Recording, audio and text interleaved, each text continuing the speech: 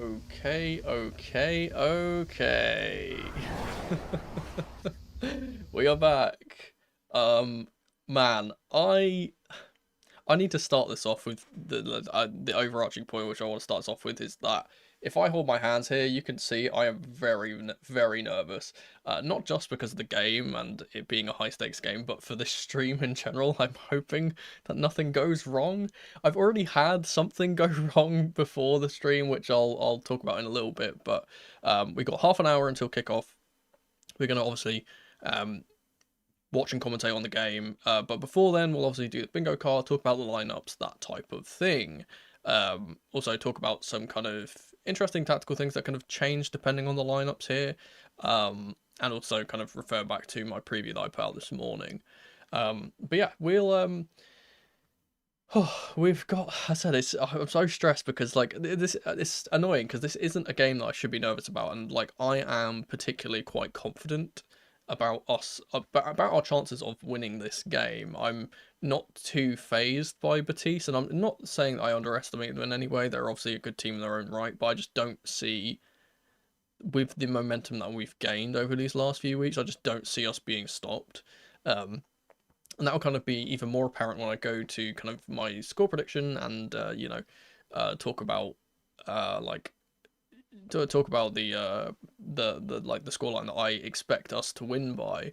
Spoiler alert, I'm obviously predicting us to win. Now, as you can see, I've dressed up smart for the final, as any good manager should. I haven't seen Enzo Maresca yet. I'm hoping he's wearing a suit. If he's not, I'm going to be very disappointed, especially for an Italian. And I've also worn specifically a black tie because it's going to be Betis's funeral. That's my that's my prerogative. Now, before we get started, I need to do my good luck charm that won us the game last time against Forest. I'm going to do the same thing. I have my Chelsea shirt. I'm going to kiss the badge. Mwah. Hopefully that gives us some luck for this game. I'm very superstitious. I still have the so they have the old 2014 shirt behind me, but I've got my Europa Conference League winning shirt as a good luck charm, and obviously hopefully Europa League rather, and hopefully that can translate into a Europa Conference League win now as well. Also, I apologise in advance if I'm a little hoarse. Your voice is a bit dying today, which is perfect considering I'm going to be talking for about 2.5 hours. But there we are. I think that we should kind of get into this by talking about the lineups and the bingo card. I also need to do. Wait, I have a thing here. Wait, I need to do this. Here we go. This is the game today. It's Real Betis versus Chelsea in the Europa Conference League final. There we go. I needed to do that. I didn't do that before. There we go. I don't even know if that came up because I wasn't even tabbed into OBS when I did that. So if that came up, then hopefully it did. But like, I'm not really sure. I'm not even sure if my chat is working, by the way, either. So if you're in chat, say hi. But yeah, I don't think that I can see it at the moment. It's just not working. However, let's move into the pre-match kind of screen here, and we can go over the bingo card. Now, as I kind of did for last stream that I did this last watch along, some of these are about the game as usual, and some of these are about kind of things that happen during the stream because I think that's a bit more fun, a bit more interactive. So we'll go over these. We have youth apps. This is just for if any youth player, like, you know, Joshua Chempong, Tariq George, Aaron Anselmino, those types of people, that's just whether one of those players gets on the pitch, Shimweka, for example, that type of person, Genesis Antwi. Because I do think that if we do wrap this game up early, Enzo Maresca might kind of reward those youth players for playing well this season and specifically playing well in this competition and allow them to get some minutes. I was very shocked to not see at least one kind of included in the starting 11, but we'll get on to that. Okay, now the chat is working. I've just seen it pop up now. Okay, cool. I don't know if there's just a massive delay or not. We have Palmer goal/assist. Now, I think this is a very big game for Palmer, and specifically because obviously he is the player that has been under a lot of scrutiny recently. He's not been getting his goal contributions as we so often expect from him, and I think that this would be a really big statement from him to, you know, arrive at a cup final for the big occasion when the lights are shining the brightest. It's usually when Palmer shines. So Hopefully he can get a goal here or an assist, maybe multiple. That would be great. We have a clean sheet on here as always. We we have Mono claps and hurts his hands. I don't know why I have this habit of like whenever we score, and this happened in the last stream as well. Whenever we score, I just clap, and I don't know why. And I always do it too hard, and it always makes my hands sting afterwards. So that's for that. If I do that, we have a Giyu app now. He's on the bench, I believe. I haven't actually. I need to actually check that again. Yeah, he is on the bench. And yeah, I expect him to kind of come off the bench late on and hopefully put on some pressure onto the kind of tired back line of Betis during the latter stages of the game. And I think he's going to be very, very important, specifically if this game does go to extra time or penalties, because his energy off the bench is something that we can rely on. We have a lot of these are kind of like quotes of things that I will say as well. This one is just well in. This is for a good tackle. We've seen that Caicedo has dyed his hair blonde, by the way. So we got blonde Caicedo back, which means he means business. So we'll probably get a few of these. Mono complains about commentary. Yeah, now this is going to be for just if I'm whining that the commentary is very biased, because they usually are against us. Jackson quiets the haters. Now this is for if he gets a goal or just generally puts in a decent performance. He's obviously on the starting 11 screen, and I think that, again, like I said with Palmer before him, I think there's a real chance for him to show up and kind of like shut the people that were kind of telling, like, after he had his red card thing, people were saying, oh, he's awful, we should sell him, blah blah blah, all this stuff. I think he quiets them up today. I think he's gonna have a field day against the Spanish opposition that do like to come out and don't always like to sit back. I feel like he'll have a lot more space to work with, and I feel like he'll have a good game. This one is for, on second look, this is just for like, yeah, when there's like a decision and then I change my mind on that decision after seeing it for a second time. That's probably going to happen quite a lot. We have an unlikely goal scorer. I've got this kind of in combination with one which I'll talk about in a little bit here, which is later on, because I have just a weird premonition that someone's going to score. We have player book for dissent as usual. We have mono turn Spanish as usual. This is just if I say something Spanish, because it will happen at some point. Maresca ball in full flow. Obviously we've got free space too. Mono swears at the refs. Again, simple, just if I swear at the refs.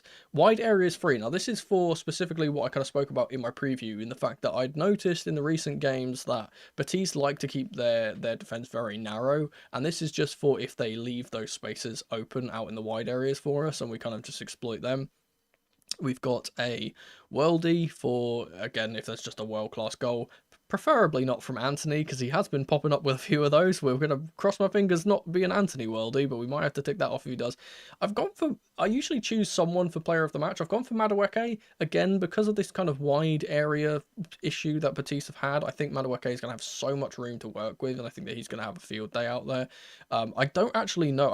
I can't actually remember if he's on. I think he's on the right side, not the left today. From looking at the starting 11, it looks like he's on the right side, so I think that he's going to have a field day up against Ricardo Rodriguez. That'll be good for him. Now, correct prediction. I am predicting a rather bold 3-0 victory for Chelsea here. And as I said, I'm not underestimating Betis in any way. I still think they're a very good side. I just feel like this is kind of like our destiny to win this game. And like, I feel like with the momentum that we've built over the last like 4 or 5 weeks, that we just will not lose here. And again, against a team that does like to come out and does like to play football and isn't going to sit back and be pragmatic, I feel like we'll have a lot more opportunity to score, and we'll probably get a few here. And now, as I was saying about with the unlikely goal scorer, the player that I expect to score, and I have a weird premonition, is Malo Gusto. Now, he spoke about this in an interview. People asked him in his interviews, like, oh, would you like to score in the final? And obviously he spoke about it being like, oh, it doesn't really matter to me, but like, I just want to win, that type of thing. But you can tell he's kind of motivated to get that. He's never scored for Chelsea, and he is in the starting 11 today, so that could be a goal that out of the blue that I would think would be quite funny. So I put that in there. We've got Mono on vacation for the camera issues as normal. We have brace yourself. This is just for if any player on the pitch gets a brace. We have a weird sub as usual. We have the obvious ADHD tick. Now, I do this quite often, and again, I spoke about this last stream, but like, I'm very good at kind of hiding my like ADHD ticks quite a lot of the time. I obviously, for my videos, I just edit them out if they happen. But on stream, it's a bit harder to hide them, because especially a longer stream like this, it's usually during like the grayscale and stuff, I can kind of, you know, prevent it from happening for about half an hour, but like anything longer than that is a bit ropey. So So look out for clicking, whistling, neck twitches, that type of thing. That'll probably happen at some point in the stream, and if it does, we can tick that off. And then finally, we have the set is complete, and that is just for a Chelsea victory. Yeah, cool. So that's the bingo card. Let's look at the starting 11 for both teams. Let me bring this to the front. Now, first of all, let's start with the Chelsea starting 11. Obviously, we've got Jackson on the front page here. We have Jurgensen in net, which we expected. We have Gusto at the right back, which I predicted / kind of wanted to see in this game. And I spoke about this in my preview, simply because I don't want to play James with only 3 days rest, 2 full 90s in a row. I don't think that's good for his fitness. And also just because I think that Gusto is better at kind of exploiting the wide areas. And again, I spoke about how Betis's wide areas are their kind of problem area. I think he is a player that can make overlaps, or at least be the inside man for a wide man to make that overlap. And I don't think James does that as well, considering he's playing in a more reserved kind of right centre-back role in this team. The weird thing for this is that we have Chalobah and Badiashile starting as a centre-back partnership. Now, Badiashile, I understand why he's in here. I think that he's played well in the Conference League, and obviously Chalobah didn't play either, and we've both got 2 rested centre-backs rotating in. And I did expect rotation, as I said in my preview. I did expect rotation. I didn't expect them to rotate both, which is a bit weird. I kind of expected to see Chalobah come in because he can play that right centre-back role, but having Badiashile as the central centre-back in this system is very odd. And that is what it's going to be, I think, because we do have Cucurella on this left-hand side, so he's probably going to play as the left centre-back with Gusto going into the inverted position. But because we see Gusto and Cucurella, we're probably going to see the kind of hybrid thing that we've seen in the past, where they both do it at times, depending on which side of the pitch the ball is on. So maybe Badiashile is just playing as a left centre-back, and we are playing more of a kind of 4 at the back rather than the 3 that we usually kind of set up with. We obviously have Caicedo in the middle, as we kind of expected. Enzo's playing, and he is captaining the side. Now, I didn't put Enzo in, and someone commented about this in my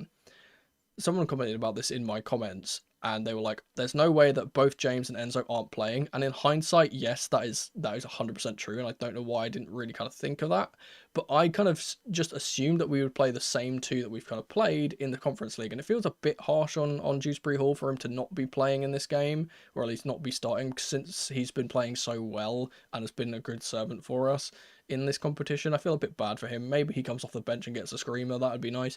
Obviously, we have Madueke on the right-hand side, as this is listed in a 4-2-3-1. I imagine he's playing on the right and not the left. We have Palmer in the central 10. Neto starts over Tyreek, George, and/or Sancho, which is fine. Neto's a good option from that left-hand side. And again, with the kind of wide issues that Betis have, I think that he's going to have a lot more space to kind of just, knock it past Sabali and just run past him, because as I spoke about in my preview and I broke down in some of those kind of like in-game examples, Sabali is a player that doesn't like to get out to his man very often, and in this system that they play, they stay very, very narrow, and I think there's going to be so much space to Neto to just say, you know what, I'm putting the burners on, I'm just going around you. So hopefully he plays well on that left-hand side. And then, of course, up top we have Nicholas Jackson, who again I back to score. We know how good he was when he was playing in Spain. Hang on one sec. There's people. Watchalongs hating on Badiashile. I'm not hating on Badiashile. I just find it a bit bizarre that he's playing in the central role. This makes sense if Badiashile is playing on the left, because I think that he plays well there. But we've rarely ever seen Badiashile play in the central role when we go into a 3, which is kind of okay. The thing which I find a bit weird here is that we're seeing Badiashile not next to Tosin. That's the only thing that's a bit weird here, because we always see the kind of two centre-back pairings we've been used to seeing is Colwill and Chalobah if Wesley Fofana is out, and then Tosin and Badiashile in this competition. And because we've been seeing Tosin and Levi combination in the last few games, obviously Enzo's had to rotate. But yeah, I'm fine with Benwell playing. And in fact, considering I said in my preview the fact that Betis are quite weak from balls into the box and set pieces at times, Badiashile being 6'5" into the box for corners and stuff, I think is a very good addition. And it's glad that we have at least one really tall player in the side.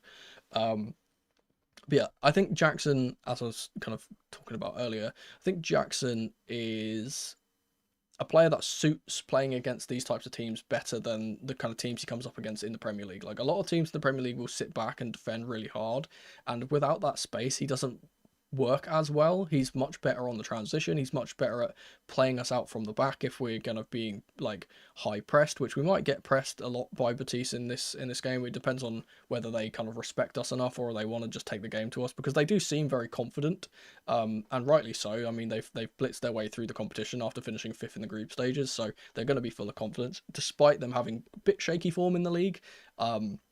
Which we're going to talk about in a little bit. But yeah, I think that he's going to have a bit more of a special day today. I think he's going to have a lot more of kind of, and he's also going to kind of have that chip on his shoulder and that kind of bit of like point to prove after he got carded, and everyone's kind of been speaking about him. I feel like he's going to be quite motivated to do well here. Let's talk about the Betis lineup. And they put out a lineup which is very, very interesting, because a few rotations here. I feel like Badiashile is the worst defender we have, but still not a bad one. Is that a good assessment? I don't think it. Well, the thing is, I don't think he's the worst defender that we have. I think that he's the defender that's in the worst form. I think is what we would, in terms of centre backs anyway. I think is what we can say about him, because we saw how he played in that one season when we bought him. There's a whole chant based around him specifically because of how good he was. I feel like he can definitely get back up to that. It's just a matter of kind of getting more game time, and he hasn't really played very much this season. Obviously, being a rotational option. It's obviously been rumours today coming out that he's possibly going to, Marseille, I think, are in for him.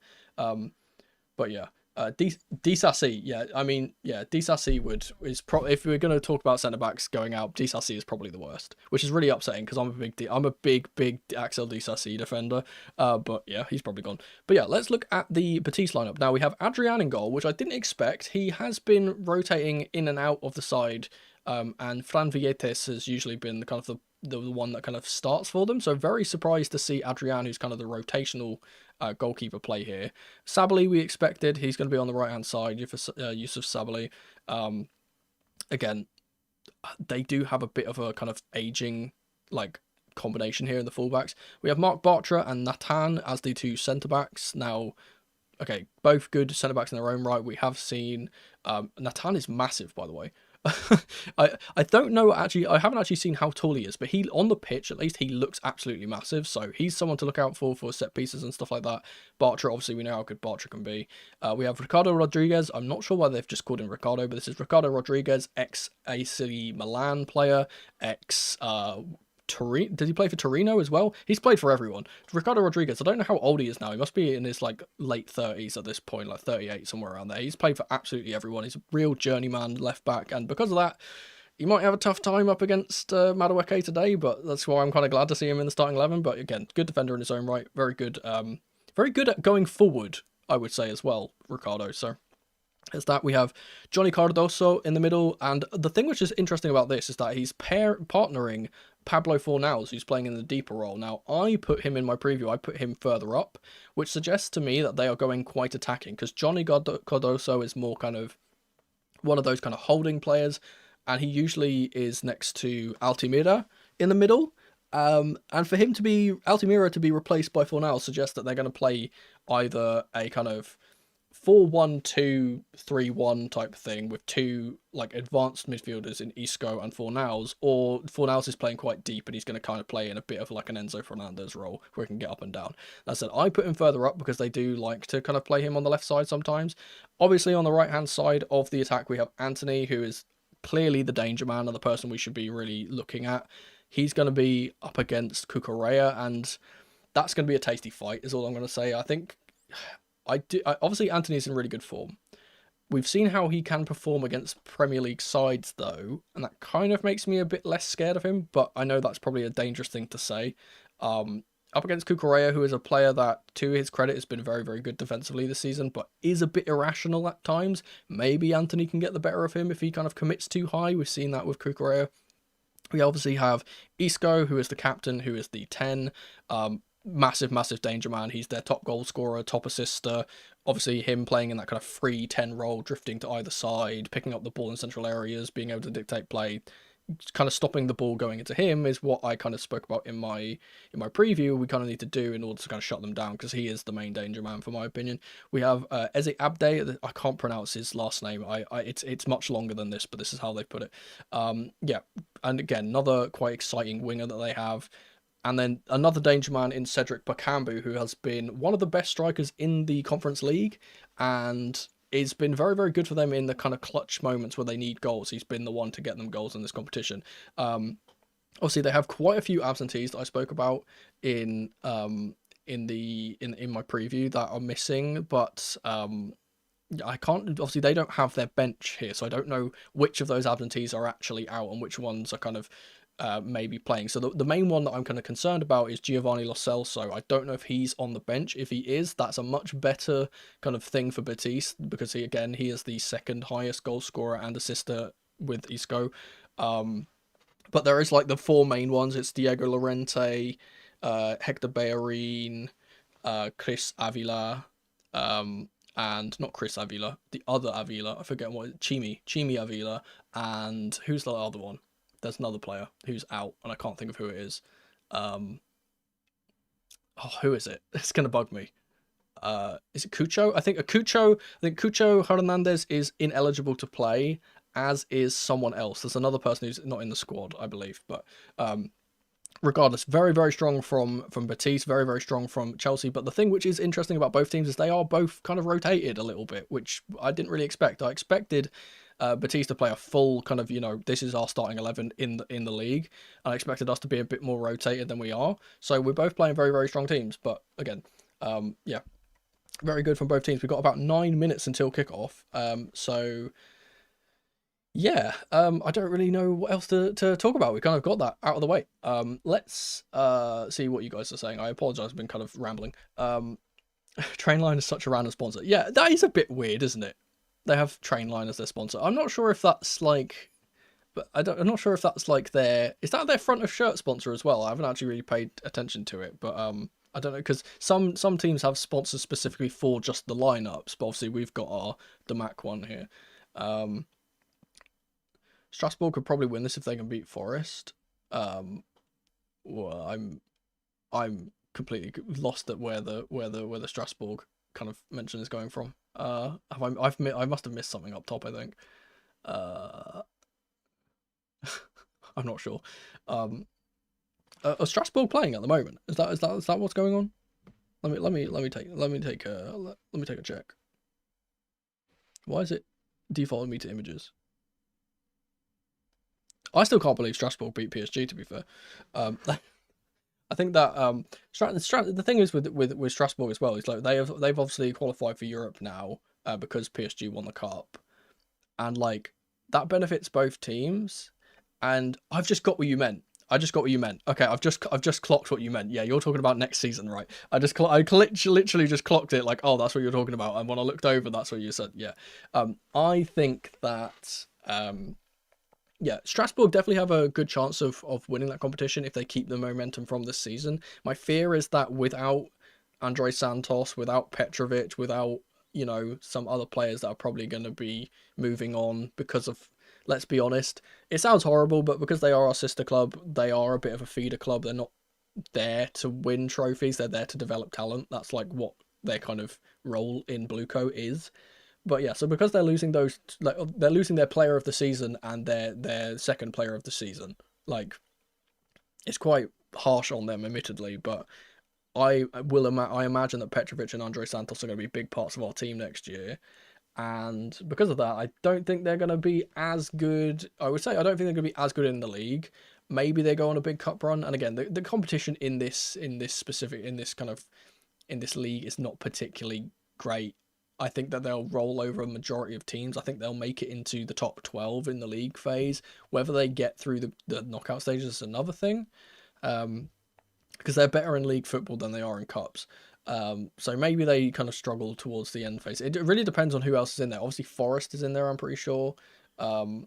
Rosenior, I think Rosenior is a fantastic coach, and the thing which I admire about him, and the thing which I respect about him, and the thing which I like about him is that his style is very, very similar, not the same, but very similar to Enzo Maresca's, and because of that, all the players that go to Strasbourg and go on these loans and develop over there are going to be kind of ready-made for the system when they come to us.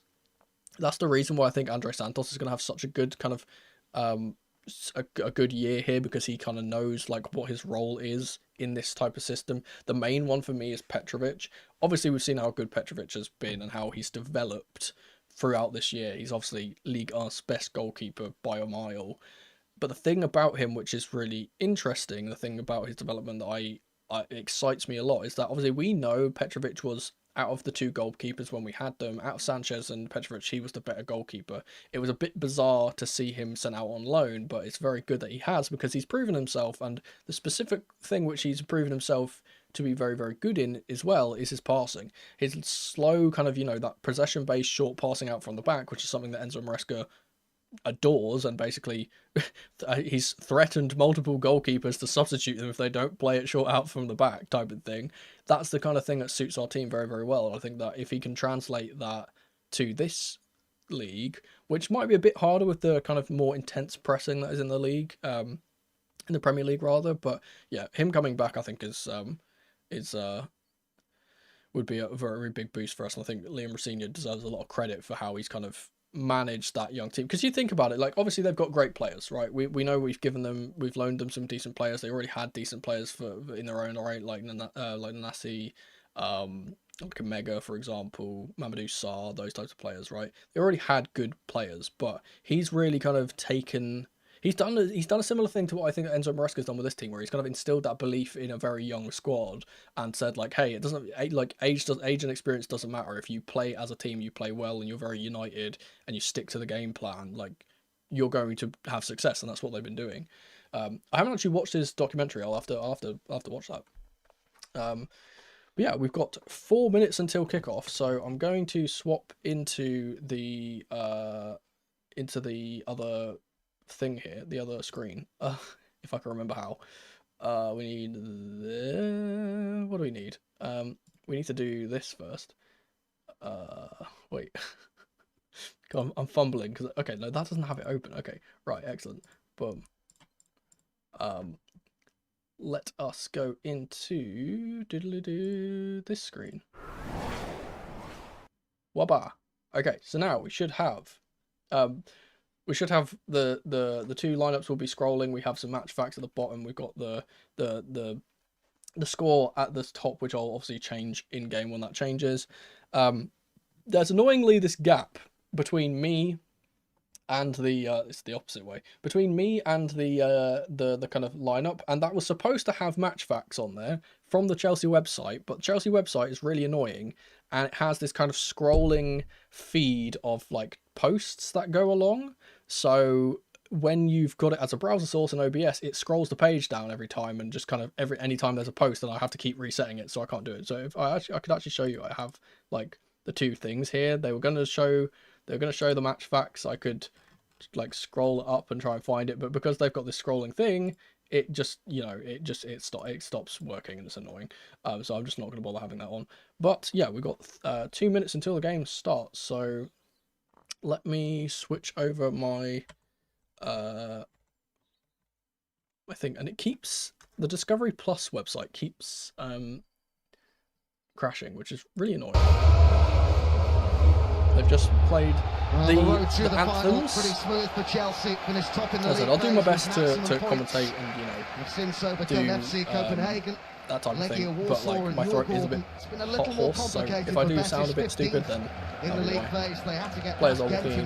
We've got masked blonde Caicedo, which is very exciting. I'm not sure how many Chelsea fans have travelled to Walklaw, but they have there is a lot of Betis kind of greenery in the crowd by the looks of things. Anthony has 9 goals and 5 assists in 25 appearances. They've kind of set, at least on the broadcast, they've set the lineup. They've set the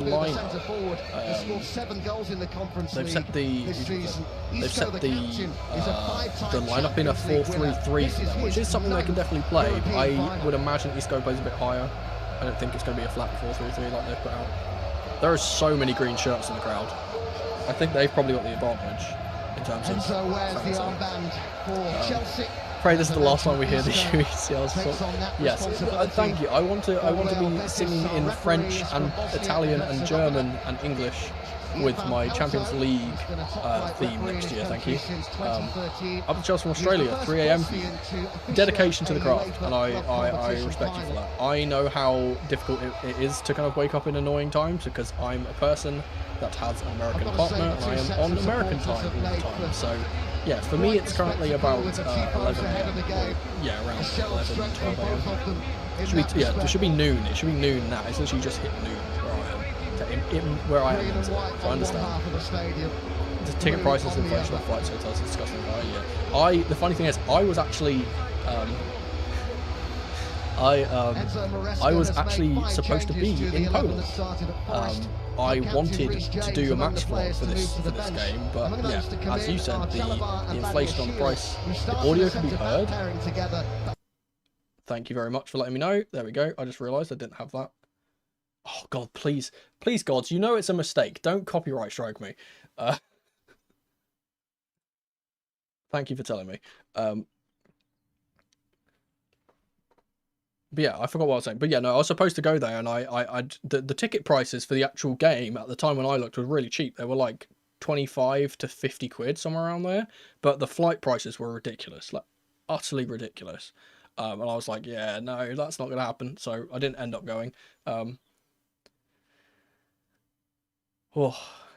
Okay, the referee has got the ball on the centre circle. They're a bit delayed on kickoff. I don't know if the Discovery Plus stream is a little bit delayed or not. I know you guys will be delayed from me as well.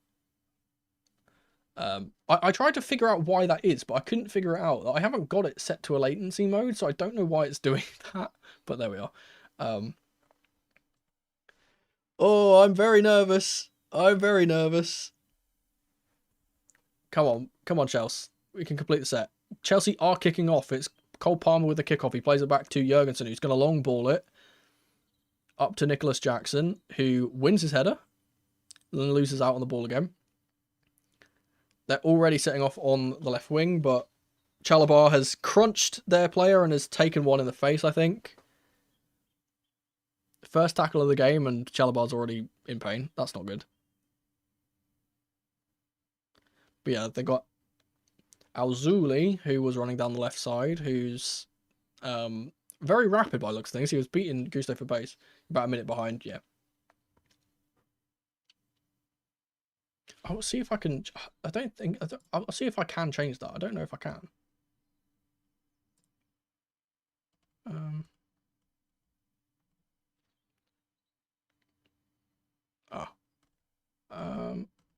Just trying to see if there is a way to me to stop the delay.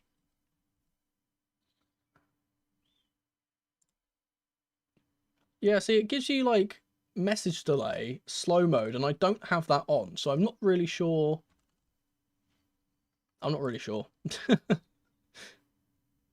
I have not got a clue, but there we go.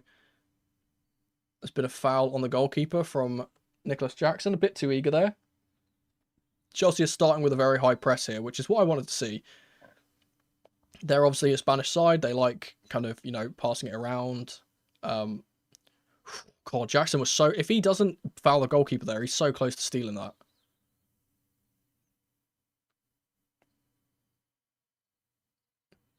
Yeah, Betis are committed to playing it out from the back here. Long ball from Adrian goes out wide to Ricardo Rodriguez.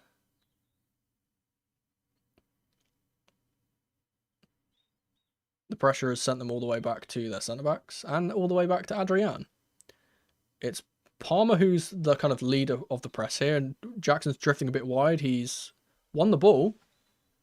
Got to throw up high on the left-hand side. Time. Oh, I didn't start the fucking timer. Shit. Thank you for letting me know. Puta madre. I've got to figure out how to do this without it being weird. What minute are we on? I'm gonna set this to I'll set this to 3 minutes when we get to there.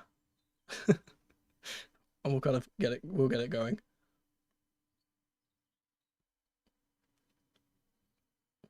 Yeah, so it's Badiashile playing in the central role, though Gusto is really, really high here. He's playing in the kind of 10 role rather than the like the inverted one. I think it's a little bit behind. My thing's a little tiny bit behind, but that should be okay. I think. I said thank you for letting me know.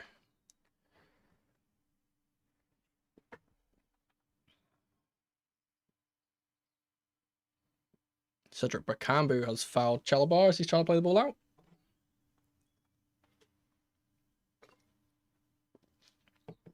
Both teams committed to playing it out from the back. Betis are not putting on as much of a press as we are, though. They're a bit more lackadaisical with it. I think this ball's going to go long here from Jurgensen. Yep. Long ball into... I think that was supposed to be for Enzo, but it's fallen for Madueke, who is playing on the left-hand side, despite the lineup kind of suggesting he was on the right. It's now on the right side with Pedro Neto, who's on that side instead. Palmer's gonna. Oh, there was a good opportunity for Palmer to play in Jackson there. He didn't take it. It's good. We're getting a lot of possession. Really good pass from Moises Caicedo, but Jackson's flick doesn't meet his man, and now Alzuli's got a gap to run into. Ball into the box, and the header by Anthony is very, very off target. Nice.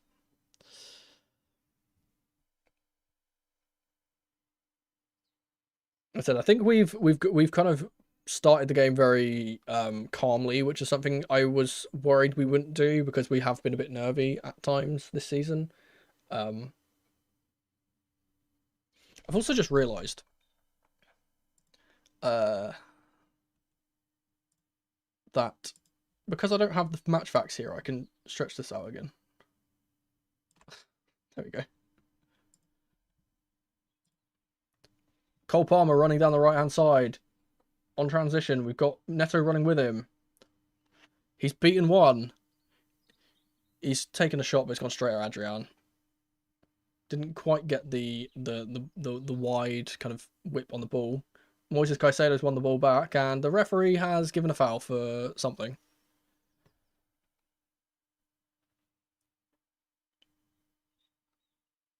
Palmer's crazy. I would like to see Palmer given the opportunity to play on the right side a bit more, like play on the actual right side of the wing, because he's a much better like direct winger than people give him credit for. He's very, very good at those kind of mazy runs. Betis on the attack on the left side. It's Alzuli again. He's been their main outlet. Overlap from Isco, and it's fallen for Jurgensen pretty comfortably. And now we're going on transition. We've fast roll out from the goalkeeper with Enzo Fernandez. Jackson on the left side. He's going to try and take on his man. Back to Enzo. There's no players in the box though. Madueke. He's going to take on Sabali. And it's gone out for a... How have they've given a throw the opposite way when they've just kicked it out? I don't know. Maybe they've given a foul. They might have given a foul. I'm not sure. Enzo, I've just seen a shot of Enzo Maresca. Why are you not in a suit, man? You're Italian. Come on. Look at me. I'm setting an example. Dios mío.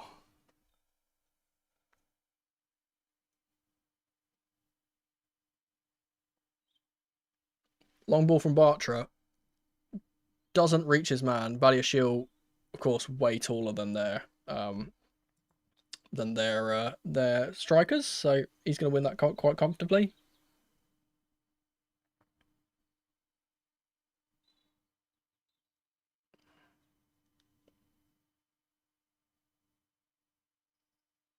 Long ball from Jurgensen into the left channel where Madueke is ready to receive. Badiashile gives the ball away, but Enzo's won it back twice. Jackson's won it back again. It's very scrappy in the middle. Enzo's won it back again. Plays it out to Palmer. Transition on. Pedro Neto's going on an amazing run here. He's clearly fouled. And the referee has said nothing. And Gusto's gotten back to stop the counter. There is still quite a lot of Chelsea fans in the stadium though, because they are booing that decision. Caicedo's been fouled in the middle. That's about the third time he's been fouled by Bakambu. We're gonna keep an eye on that. He's fouled him about 3 times in the space of what? It's been, how long has it been? 8 minutes. That's a clear foul. That's a yellow card as well, and they haven't given it. Alzuli has scored. Of course, we get fouled up one end, and then they go up the other end and score. It happens every single fucking time. Absolutely every single fucking time. Ridiculous, ridiculous, ridiculous.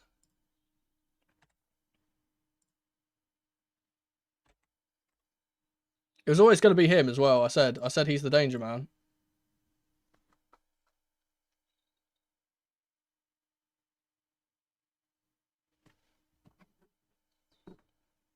Oh, it's a horrific pass from Gusto, by the way, who gives it away for the... And then he doesn't close down the man either. It's on the ref, but Gusto needs to do better there. That's so frustrating.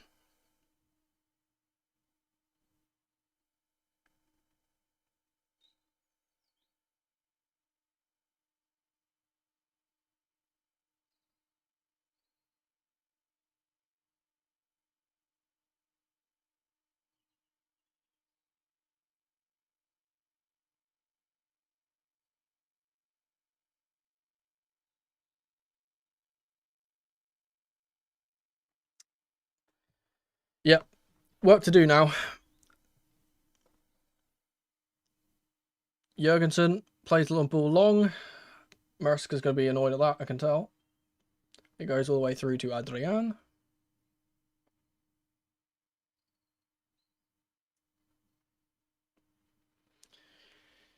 Yeah, hopefully that'll be a bit of a wake-up call to Malo Gusto to kind of, you know, not only play his passes better, but, you know, just kind of track his man.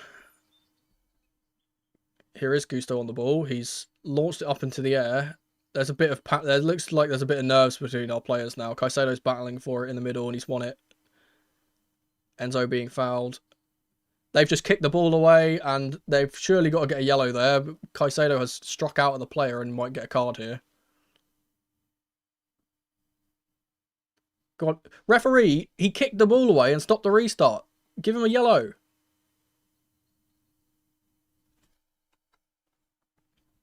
Fuck's sake, man.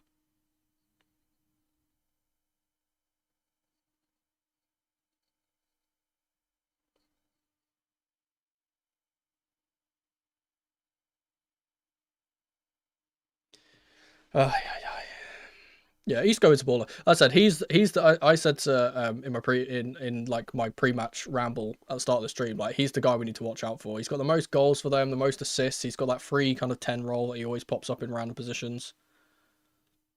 He's a danger man. He's been really, really good for Betis ever since he signed for him. Okay, Gusto's done really well to turn around here.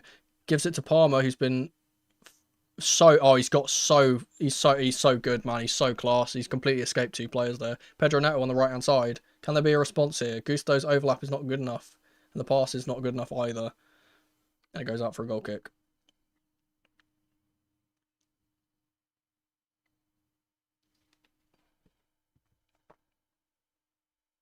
Ref's loving the narrative of Betis' first European, clearly. Yeah. Well, I mean, we've got a narrative too. We could be the only team to complete the set. But I guess they probably don't want that for a London side, to be fair, or an English side. Europeans don't really like us that much. Ball has gone long, and Anthony... No, it's Azuli on the left-hand side. Gusto's done really well to hold him up, actually. Here's Isco. Back to Alzuli, cross coming in, and it's terrible. Awful, awful cross. Goes straight to Jurgensen.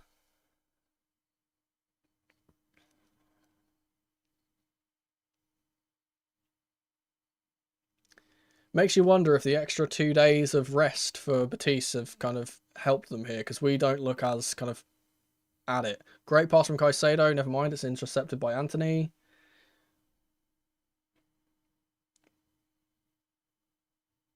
Ball has gone into Cedric Bakambu. Oh, good save from Jurgensen. He should never be getting that chance to shoot, man.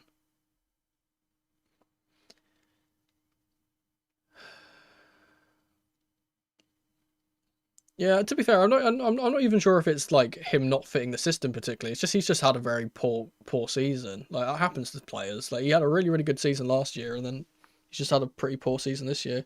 Like because it's even the things that he's like it shouldn't be affected by playing a different position, like the crossing, the being able to overlap and things like that. Like he's lost the ability to defend. He has lost somehow, despite him being so solid last year. I think that was Bakambu who's just sent one into the rosette. The extra 2 days is bullshit. Yeah, absolutely. But I mean, it's on our association for not pushing our game against Forest back, because the Spanish league was like, yeah, we'll push your game back. Palmer on the wide right now, dropping a bit deeper.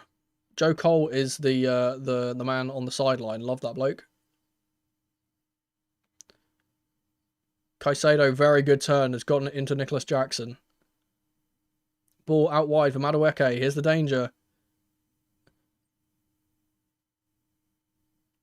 It's fallen out for Caicedo. He's going to take a shot. It's ricocheted straight back to them, though. Game's getting really scrappy now.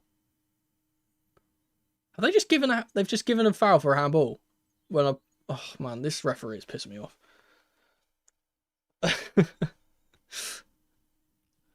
I can tell this guy's going to piss me off the whole game.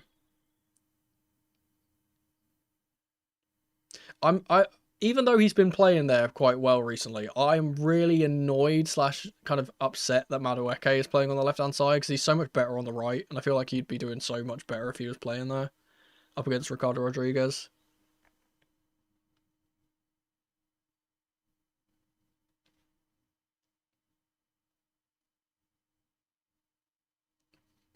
Yeah, but I don't think Badiashiel's particularly done anything wrong. I said the goal we conceded was down to Gusto. That's got nothing to do with Badiashiel. Badiashiel, good pass into Caicedo, good pass into Madueke, and back to Caicedo. There's a switch on here if he wants to play it. He doesn't. Enzo Fernandez getting caught on the ball, rescued by his South American partner, and Madueke has lost the ball. They're so much more up for this than we are. They're just so much more intense. Like they've got like way too much energy.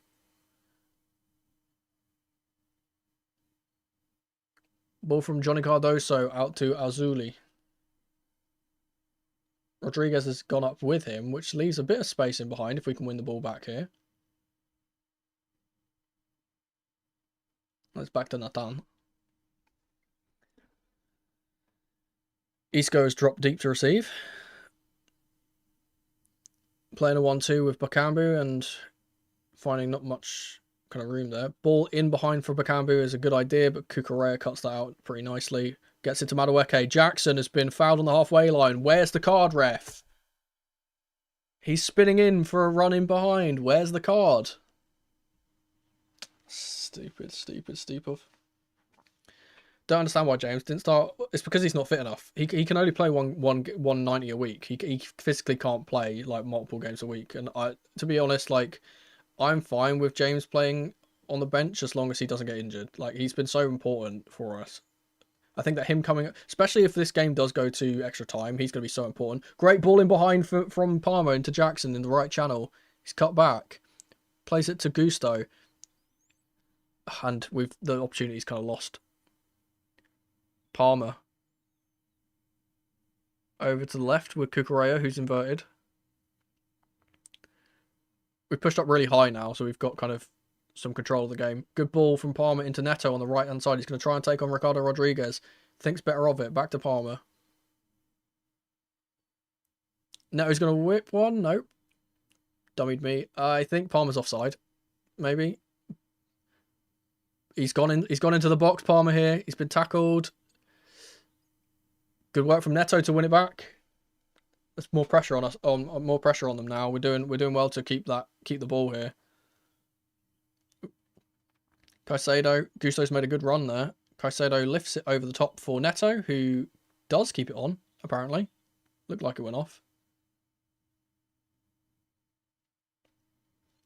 Crooked ref, look at his hairline.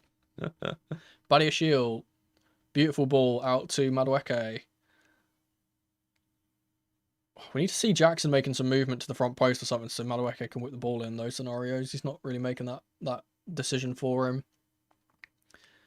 Malagusto.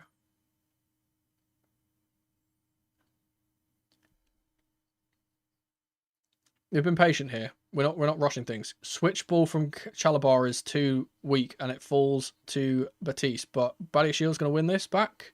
Great work. Good covering from Benoit.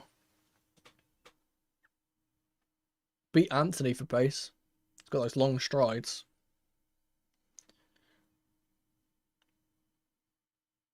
Caicedo with a long ball for Jackson. Nathan knocks it back and, ooh, a bit nervy from them. They've cleared their lines. Badiashile wins the aerial ball, as does Caicedo. Ball from Enzo to Caicedo is great. This is, come on, Palmer on the ball. Got Neto, take on your man, come on. Ball whipped in from Neto. It's fallen to the back post with Sabali and it's back with Madueke.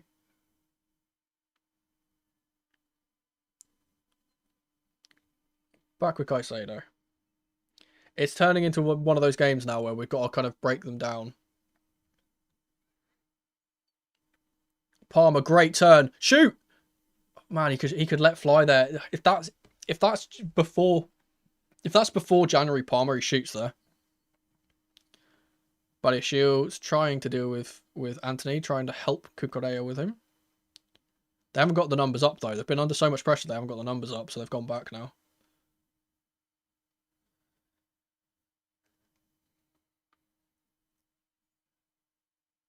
Ball out to Azuli. His touch is really heavy and Gusto's jumped in.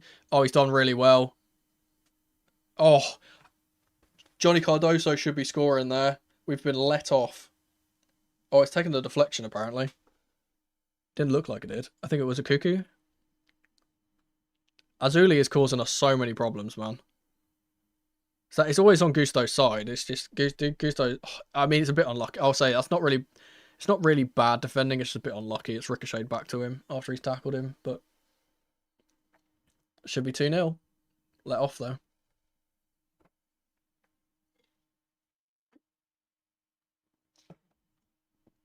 Outswinger from Isco to be played in from the corner.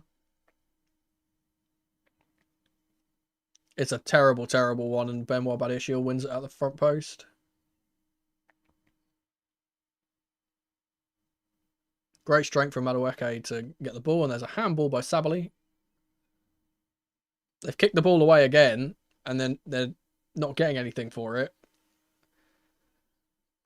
Dios mío. It's so ridiculous how the double standards of refereeing is. It's like if that's one of our players kicking the ball away, they get a yellow immediately. Guarantee.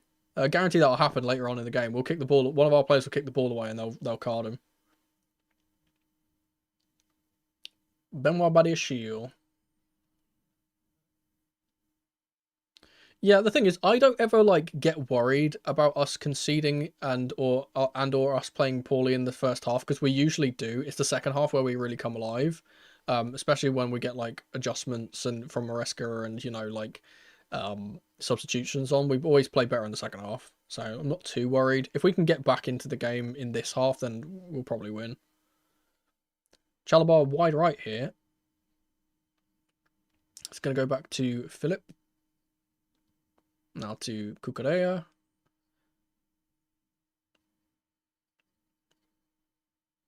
Gusto's dropped deep to receive. Good work from him. Long ball from Gusto is going to go up to Palmer, and it's Palmer probably could have done better there. Johnny Cardoso has done really, really well to beat his man. And Gusto has just absolutely clattered someone. Let them know you're there. Go on. They're not as strict about kick the ball away in Europe as they are in Prem. Yeah, that's true. I mean, they're not really strict about anything as much as they are in the Prem, to be fair. They're a lot more lax, a lot more lenient. That's a little bit of a naughty one from Gusto, I will say. A little bit of a naughty one, but you know, leave one on you, man. Let them know you're there. I'm not gonna complain. Especially Alzuli, who's been like their best player so far. Oh. We're just a little bit too slow on the press. If we were a tiny bit quicker, we'd be winning the ball in certain scenarios, and we're just not getting there.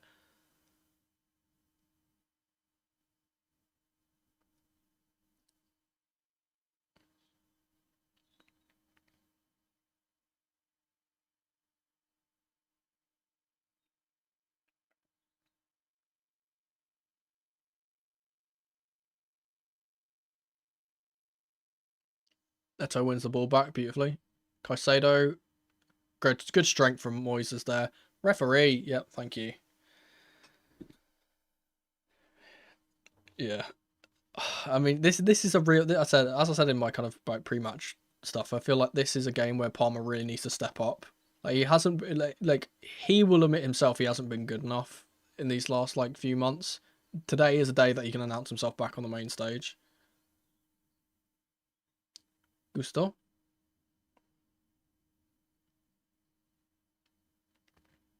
Badiashile. Cucurella will get it to Madueke, but he's running back towards his own goal.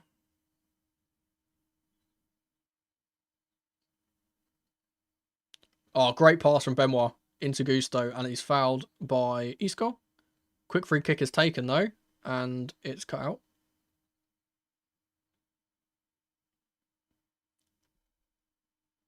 Oh, man, Gusto, again, is giving it away. The thing is, he's doing the right thing. He's just not good enough at doing it. That's the annoying thing. Cardoso's across. Long ball / clearance from Cucurella to Jackson, who can get on the end of this, and he has got on the end of this. It's 2v1 here. Oh, great work from... Really, really good covering from Bartra. Jackson was so... If he's a little bit sharper on that, he gets past both of them there.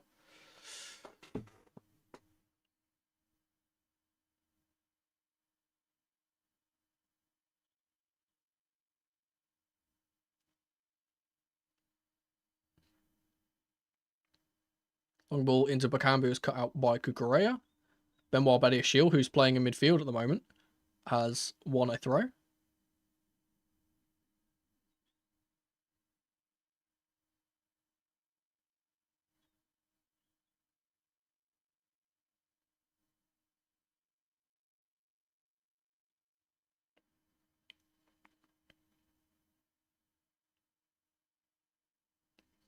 Fantastic work from Palmer to retain the ball after Chalabar's long pass. It's what we're trying to do, yeah. We're trying to get the ball through the lines from Benoit and Trev, and it's working to an extent, but it's not getting us much progression. We've got Neto on the ball on the right side now. He's going to go on a run. Can't really go anywhere. Goes back to Benoit.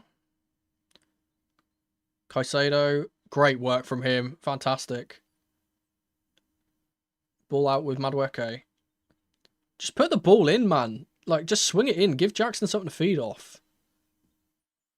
It's really frustrating that Madueke is playing on this left-hand side where he can get on the ball on his strong foot and he's not taking it around the outside. I'd like, if he's not going to do it, then put him on the other side.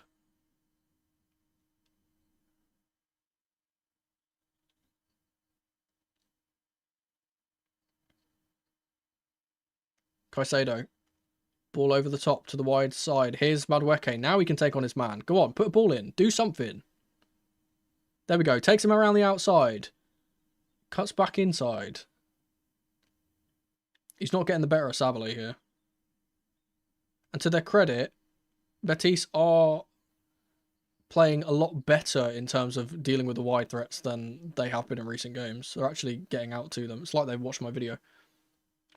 If all else fails, send Cuckoo to box, crash and watch the Penguin slide. Yeah, for real. Speaking of Cuckoo, he's played a good ball in here. Oh, it's falling for Adrian, and they're going to clear. If Enzo was a bit more on his toes there, he gets a opportunity. But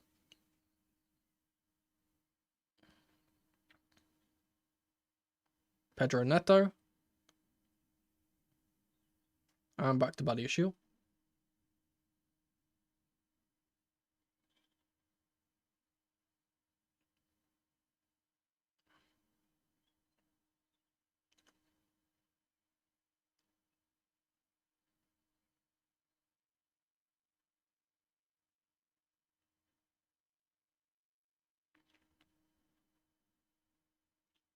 Keeping it with the back now.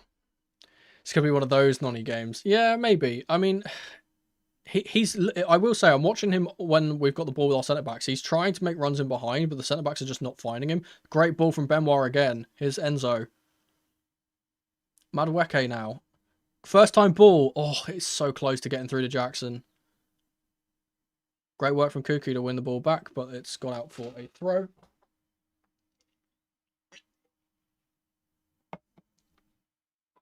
We'll say one thing, at least Anthony has been completely quiet this whole half. He's not done pretty much anything. But ironically, it's the other winger that's actually the one that's turning up.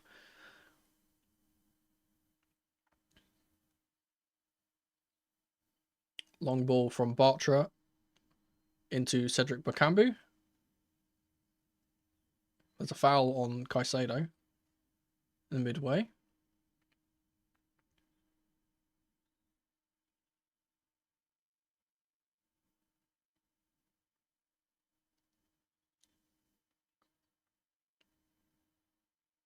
Game a little bit scrappy in the middle.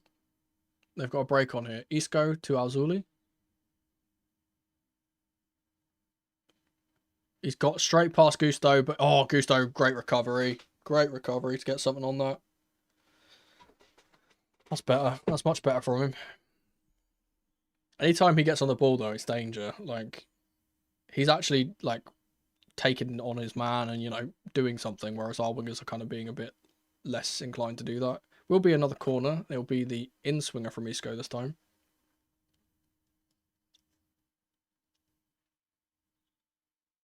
Short corner. Oh, it's bouncing around in the box. We've got a break on here if we can get the ball right. Madueke's done really well. He's done really, really well. It's Malo Gusto who's running up the left-hand side. Madueke will switch it to the right. His ball is fucking awful. There's still the opportunity here, though, with Neto. And Palmer. Good ball in. Cleared by Nathan. And they've just said anywhere but here. Ball goes out to Badiashile again.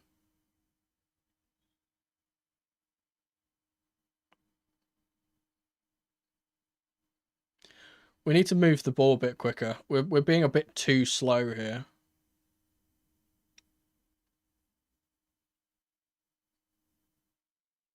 I don't mind us playing it slow around the back, but when we're getting into those positions where we've got it with the 10s, the ball just needs to move quicker. It's not moving quick enough. It's Neto on the right-hand side again. He's got Alzuli for company. Right-footed cross. Goes all the way across to Madueke. Now he's got a chance to take on Sabali. It's a corner.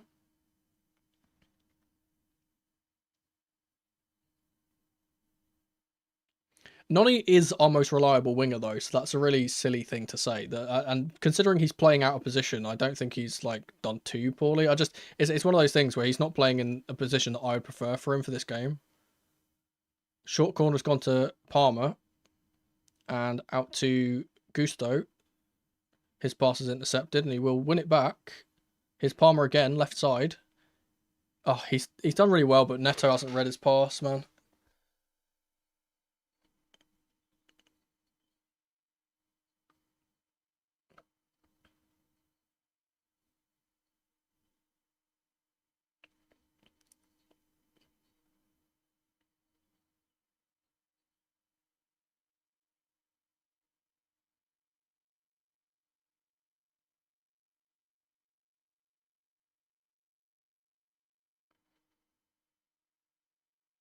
Ball has been cleared for a Chelsea throw on the right side. We need a left wing this summer. Absolutely. Absolutely. I think what we end up doing next season is we bring in a new winger. We send Sancho back to United. We don't really know what's going on with Mudryk, but I think that he'll probably be sold or kind of silently kind of phased out of the team. And then we'll have our right wingers will be Esteval and Madueke, and our left wingers will be Neto and whoever we buy. Madueke, that is fucking poor, man.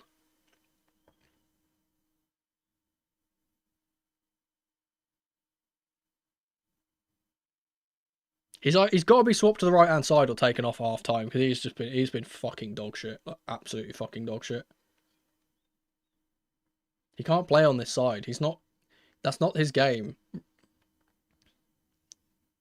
Good ball from Cucurella. Hold up play from Jackson is good as well. He's got multiple players on him and he's been fouled and the referee said fucking nothing. Oh no, never mind. He's changed his mind after we've complained. Good. Good work from Jackson. We need to do that more. We need to feed it into Jackson more. He's just not really got the chance to kind of get on the ball.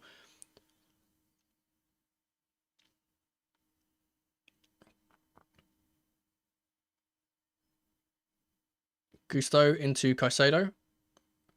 Caicedo plays the ball over the top. Nathan with a very risky header, but it's worked out. Long ball has gone away again. What we're kind of seeing now, and I don't know if this is by design, if this is an instruction that's gone over, or if this is just something the players have worked out themselves, is we're seeing Caicedo go higher and Gusto be the one that's dropping to get the ball. I think that they might think that, hey, maybe Caicedo is better at kind of playing the passes through. It's like Enzo and Gusto are kind of dropping deep, and Caicedo's kind of going on a little bit more.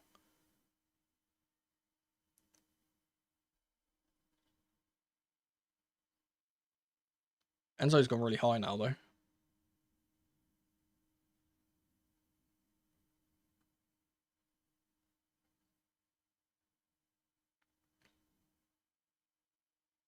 Chalobah up to Palmer on the halfway line. There's no options for him, so he has to go back. Good ball from Badiashile into Caicedo. Long ball over the top for Malo Gusto, who's running in. Go on! Gusto Golazo. I put it on the bingo card. It's a good ball out to Pedro Neto. He's got space to whip the ball in here. He goes for a shot, and it's just absolutely atrocious.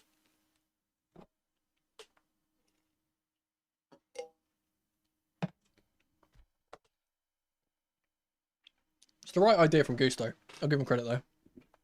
I don't know what Neto is trying there. He's never going to score from that angle either. He should just be putting the ball in the box.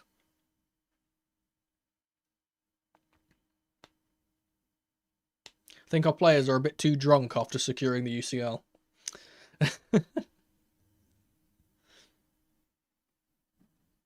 Be a goal kick from Adrian.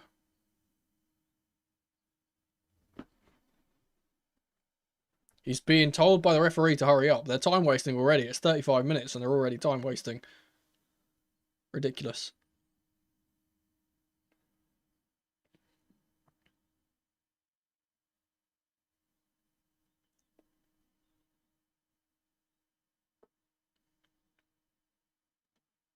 Ball out to Ricardo Rodriguez.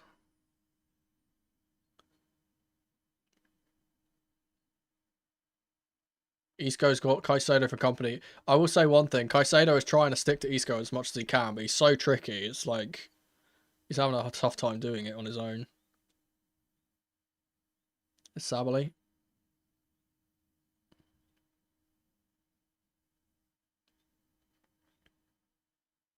Ball with Anthony. Haven't said his name very often.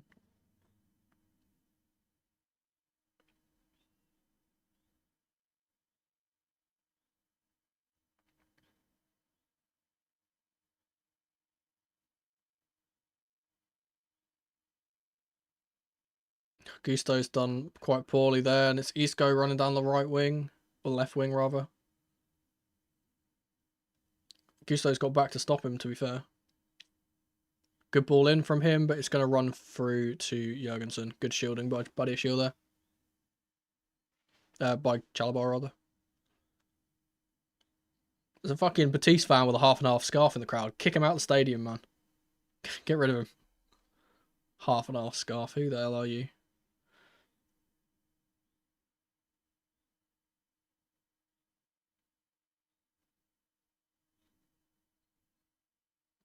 Pedro Neto.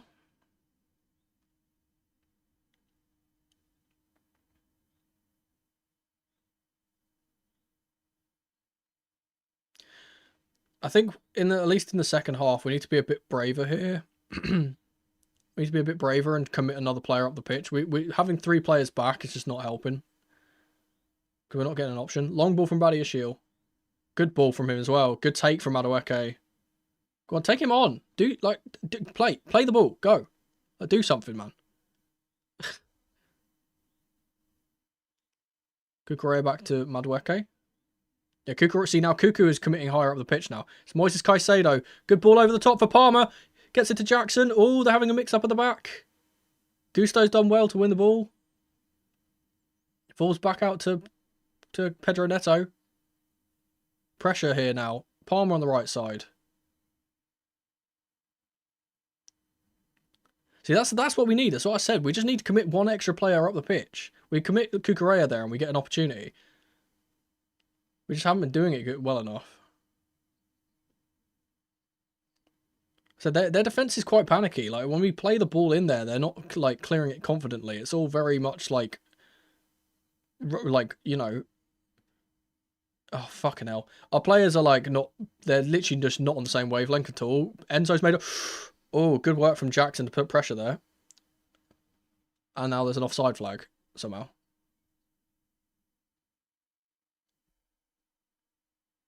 How's it? Wait, how is it an offside when it was their player that played the pass? Am I bugging? Maybe it's for something earlier in the move.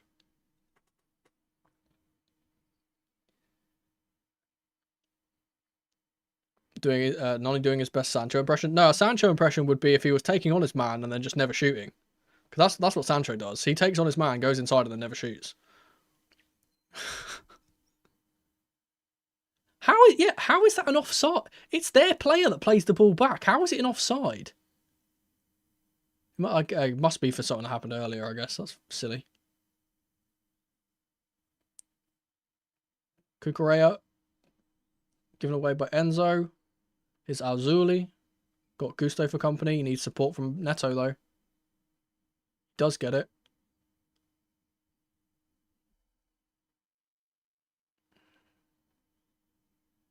Great tackle from Caicedo. Fuck off, ref! You twat. That's a clean fucking tackle, man.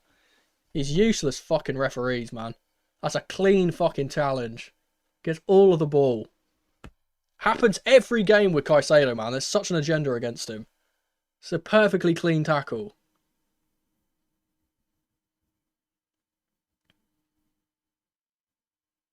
Gets all of the fucking ball. All of the ball. Absolutely all of the ball. That's ridiculous. That is a fucking ridiculous.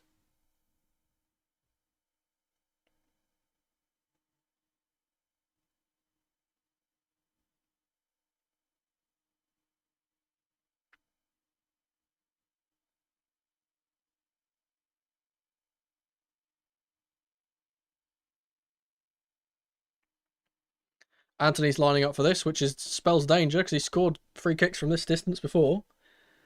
Don't think it's on his side though, so I don't think he'll be the one that takes it. It's probably Isco. I think they're probably going to play the short, to be fair. Short ball to Isco, yep. Short ball to Isco, and then switched in by... It's a really good hand from Jurgensen to stop that ball. They stop our counter because Madueke can't pass.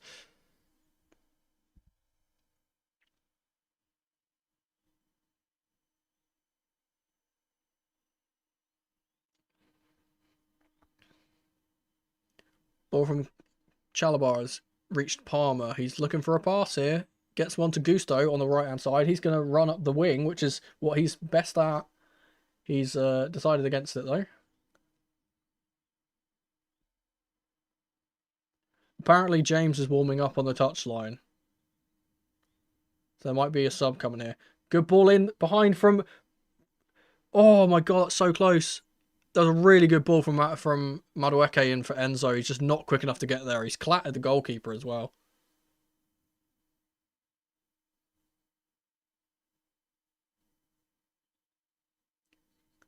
Adrian time wasting on the floor. Yep, of course. It's such a good ball from Madueke, to be fair to him. It's really good work from Adrian to get it, though.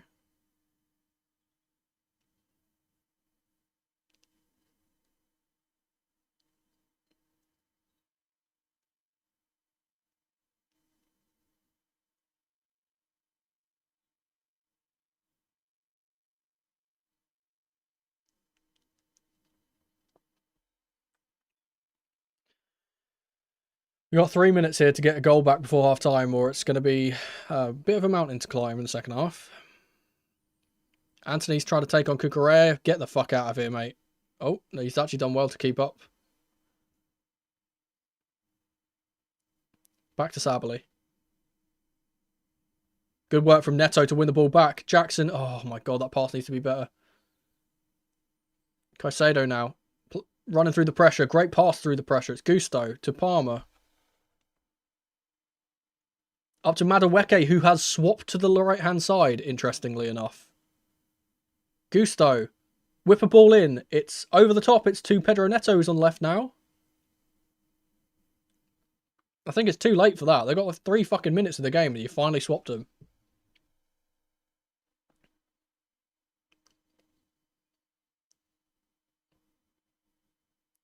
Chalobah over the halfway line here. Malagusto on the right side. His touch is a little bit heavy.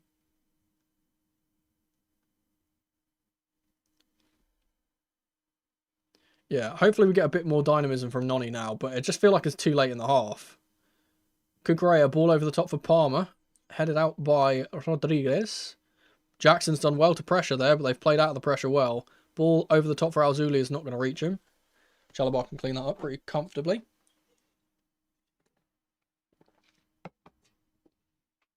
Should probably be a couple of minutes of stoppage time here.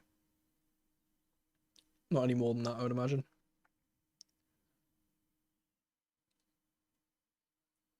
Benoit Badiashile to Enzo Fernandez. Back to Chalobah. Ball through the lines to Palmer. Great work there. It's opened up. Ball into Enzo. It's a great pass on there for Gusto. If he can get there, he tries it. It doesn't go through. It's back to Enzo, though. Cucurella out wide to Neto. Go on, put a ball in. It's Enzo Fernandez. He's going to take a shot. Deflected. And it goes out for a corner. Put Jackson on the wing and bring Guiu on. Honestly, I think Guiu's probably going to come on later in the game. They're going to play 2 up top, is what I'd imagine. I'll probably eventually towards the end of the game, if we haven't got a goal, we'll probably put 2 strikers on. Good play there. Enzo's going to be taking the corner. It's an outswinger. Benoit Badiashile was the obvious target here. It's only 1 minute of added time. Ball in. Has gone to Benoit Badiashile and Chalobah was there as well. They're trying to counter, but Palmer's broken it up. Ball over the top is not a good one, and it's going to probably signal the end of the half there. Got about 10 seconds. I don't think we're going to use it, though.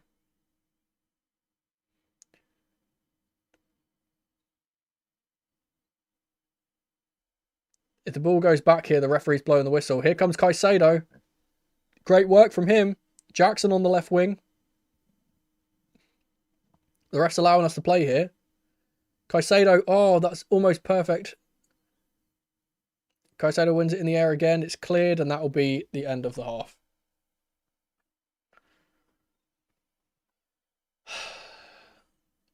All right, well, that definitely could have been a better half. Let's say that. I think James is going to come on for Gusto. I think that's the obvious change. There's arguing at half time between Enzo and someone. I'm not sure who. Bartra, I think. Hang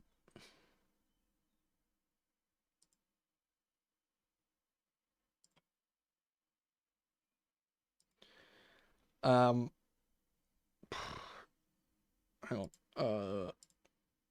Yeah, so I imagine Gusto will probably come off for James. I'm thinking probably we see Guiu at some point.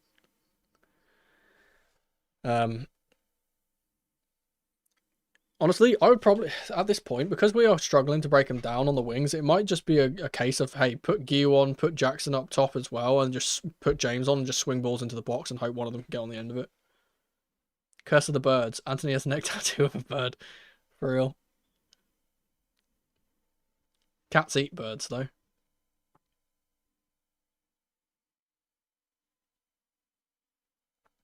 So I just wish we would have made that kind of swap of Neto and Madueke a bit earlier, because it hasn't given Madueke enough time to, you know, play on the right side where he's more comfortable. Would have hoped for that, but the Discovery Plus stream has just crashed. Lovely. Let's see if I can get to fix that. There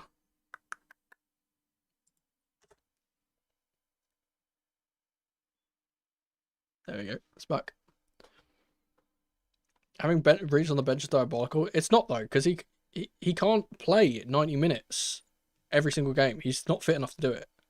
It's a really obvious reason why he's on the bench, is he's not fit enough to play 2 games in the space of 3 days. It's just not ever going to happen. I think that's part of the reason why he's being readied up now, is that, like, they're like, cool, well, now this is the most he can play is 45. And maybe a little bit more if we get back into the game and it goes into extra time. But my kind of feeling is that if we are bringing on James, it's a commitment from Enzo Maresca to say, hey, we're not letting this go longer than 45 minutes extra. I'll have to check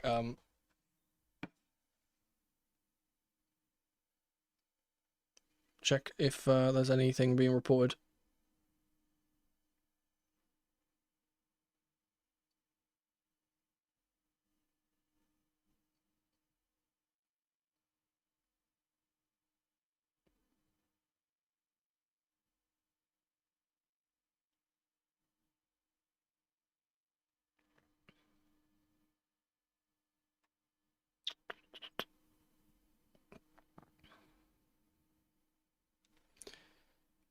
Oh. Why are they playing with no motivation? I don't think it's a matter of them not having motivation. It's just I think that our team is much more tired. We've had 48 hours less to prepare for the game. We basically had one training session and they've just kind of, you know, like thrown into this game. So I think that Betis are just so much more intense than we are because they've had the extra 2 days.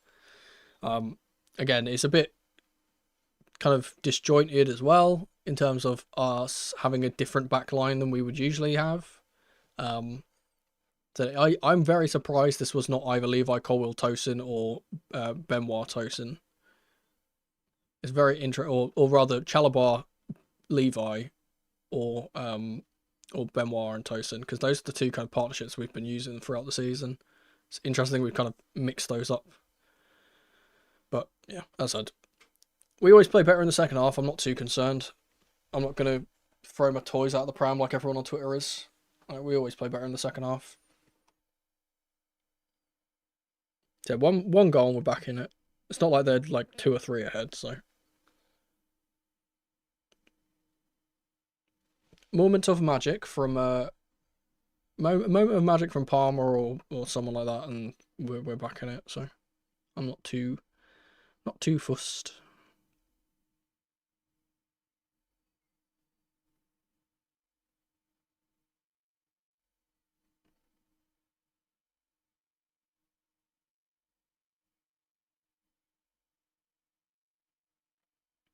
People on the socials are rightfully dismissive of the referees, like I was. Yeah, I mean, I said I fucking hate commentators. The issue with commentary teams, and the reason why I don't like the commentary teams, is they're all bloody northern, which is rich for me. I'm a Scot and I've also lived in the north of England, but like all of the people that do commentary and all the pundits that comment on football are all northern or fans of northern teams. So they don't care for anyone that's not like an English side, that's not Forest, Newcastle, United, or Liverpool. Like, they don't care.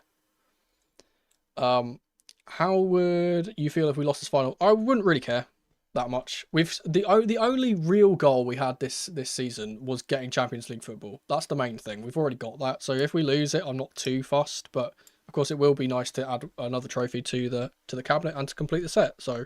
And we're probably not going to get this opportunity again, is the one thing I will say, because we're probably not going to be in this competition ever again. Who'd you bring on if we sub Noni? Sancho? George. I wouldn't bring Sancho on. I'd bring on George because Sancho's out of the door. And George is a young, hungry player that's going to be starting, or at least going to be challenging for starts next season. I would rather George play. And again, we've seen him come off the bench for Fulham on the Fulham game and create an impact and get like a very, very good equalising goal. He could probably do the same here. So I want my wingers to be dynamic and kind of take their players on, and I just don't think that Sancho's the type of player that's going to do that. He's too just kind of, lax. Whereas George will actually try at least. We've got Mikel Antonio and Joe Cole on the Punditry team for this, which is nice. Good to see Antonio healthy after his horrible accident.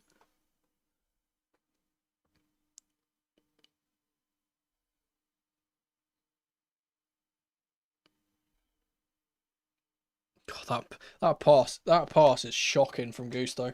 And his reaction to get back is shocking as well, man. I see what he's trying to do. He's trying to play a ball into Enzo in the left channel, but he's trying to do it on his weak foot through two players. It's just not going to happen. I'm trying to see if could Chalobah possibly block this a bit better. Nah, he tried. Nah, it's just a good finish, to be fair. Jurgensen's got no chance. Absolutely no chance.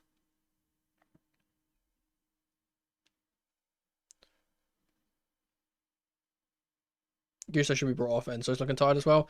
I mean, Enzo always looks tired. He's just that type of person. He puts in so much work. He's always knackered, bless him. But yeah, I think I would be very shocked if we don't see halftime substitutions. And if we're not winning by, or like not back into the game by 60, I would hope to see at least a few more attackers come on. I really want to see Guiu play. Would you bring back Christensen or Rudiger for 40 mil? No. Christensen I never really liked because he was too mentally weak, and Rudiger's like, that kind of chapter has passed. I'm not a particularly big fan of like bringing players back for nostalgia reasons. So we're a club that is moving forward, not going backwards. We need to get the new breed of players rather than the old ones. Phil for Gusto has to be studied. Yeah, this is the thing, right? And like everyone's gonna comment on the position he's playing and the system and stuff, but it's not just the position that he's playing. He's just been genuinely dog shit at the simple things. Like his passing is awful, his crossing is awful. He could barely take a touch anymore. He can't defend anymore. He's just had a horrific fall off from last season. I don't even know why. Wonder if it was because he did have his injury issues last season. I wonder if he's like not really fully recovered from an injury or something. It's just a bit bizarre. Because, like, I know he's, like, playing in midfield, but, like, playing in a different position is not going to stop your ability to, understand that you need to play the pass backwards, not rather play it straight into a player. Or, like, it's not going to stop him from knowing that as a fullback, you need to get back and track your man. Like, you're going to need to do that regardless. And it's like, he's not playing as a midfielder, he's playing as a fullback that inverts. So it's like, you've still got the responsibility of a fullback. So I don't understand why he's kind of just decided to forget how to be a fullback. Bit weird. I said it happens to players. Players have poor patches. We've seen how poor Palmer's been in terms of getting his goals and assists and things like that in the last couple of months. So even greats can do it and can have fall offs. Moy's trying his best, yeah. He always does. I would say it's him and Palmer in this game in particular who are the ones that are trying the hardest. I think Badiashiel's been pretty good as well, I would say. Oh. Doodly-doo.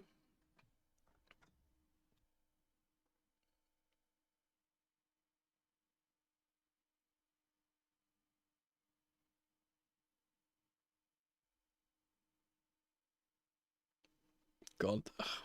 Every single time we have one of the, it's really nice. It's actually quite nice that every time we have one of these types of games where like we start pretty poorly, it's really good because I get to see all the people on Twitter that are like horrible negative Nancy's that I can block. Also, I've just noticed it's starting to get a bit dark, so I'm gonna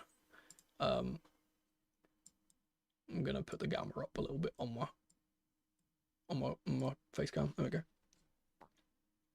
Best midfielder in the world. It's crazy. We're lucky that I haven't. I would suggest that he's the best defensive midfielder in the world. Yes. I hesitate to say he's the best midfielder in the world just because he hasn't won anything yet, and I think it's harsh to kind of judge players if they haven't won anything, you know. But like, if he wins this cup, I'm gonna milk it. Say he's the best midfielder in the world. Um, Neither Trevor or Badiashile and Bao, they don't look comfortable together. Yeah, I mean, because they're not. They haven't played together. This isn't the combination we usually do. We either have Levi and Trev, or Tosin and Badiashile, and it's weird that we've mixed it up. And I guess it's because we've committed Tosin to play in the games with Levi recently that he can't play now. But yeah, as I said, I think we probably bring on James for Gusto. I would imagine Noni stays on the right hand side, and we try and progress from there. And if we haven't got back into it by 60 minutes, I imagine Gusto and maybe Sancho or George will come on.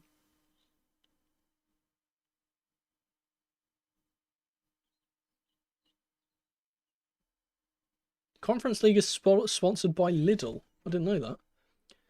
What's your thoughts on goalkeeper for next season? Loan out Sanchez or Jorgensen and maybe Penders.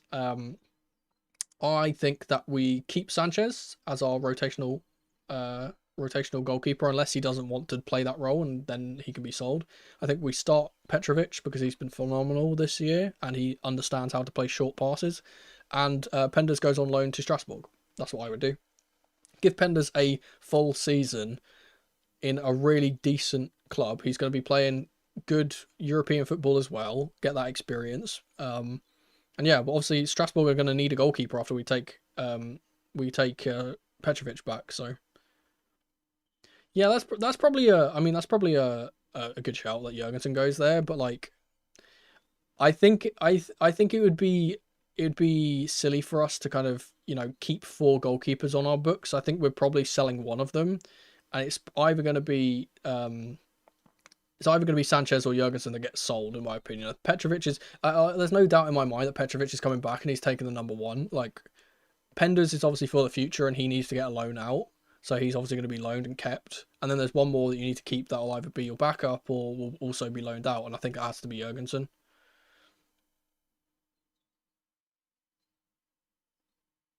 Thoughts on Wirtz to Liverpool? I think he is a phenomenal player. I think the price tag for him is extortionate. And to be fair, I think that if they are to get him, and rumoured today that they might be getting Ekatike, they've got a good case to win the title 2 times in a row. I think he's a phenomenal player. I just have a slight bit of hesitation because, again, Bundesliga tax. I always say this, right? I don't trust the Bundesliga. Every single player that at least we've signed from the Bundesliga has been awful. It's like we get them, well, at least in forward positions anyway. I mean, we get them in recent times as well. But like, I'm so scared of getting players from the Bundesliga. But you know, Liverpool have done that for a long time. They've been getting a lot of good Bundesliga players, and they've all been pretty good for them. Like Firmino, for example. Let's talk about Özcan though. Kepa is going to Bournemouth, absolutely 100%. There is no way that Kepa does not get sold to Bournemouth, because he's been good for them. They'll want him next season, and that's a good, easy deal that we can make. I think he's gone. Don't think there's a chance they buy a goalkeeper. There's a chance, but who's really out there? It's like Gregor Kerbel. It's like the only one, really, who's a top keeper that's actually going to improve us. I don't think there's a much point when we literally have Ligue 1's best goalkeeper from last season. The start, the half time, the second half is going to start soon. Reece James is on for Malo Gusto, and that seems to be the only change. Yeah, I'm not convinced by Ekatike. He is literally just Jackson 2.0. He's going to cost us 100 million, and like, we need a different. But the problem is, like, Jackson works in our team, but we need a different profile. Like, I don't see what's the point of buying another player like Jackson if we could just get a different striker. Yeah, hang on. I just need to concentrate a little bit here because I need to get the match clock working when the game starts. Yeah, so Reece has come on. I don't think anyone is coming on for. Oh no, there is a change for Betis. Who is coming on? Azazuli is still on, but he's limping, so that's a bit weird. So he might be coming off at some point. It's Perro, Romain Perro, the right back, I believe. Yeah, he's going into left back. Rodriguez has come off. Okay. Ref's just doing the head count. And we'll get this going in a second.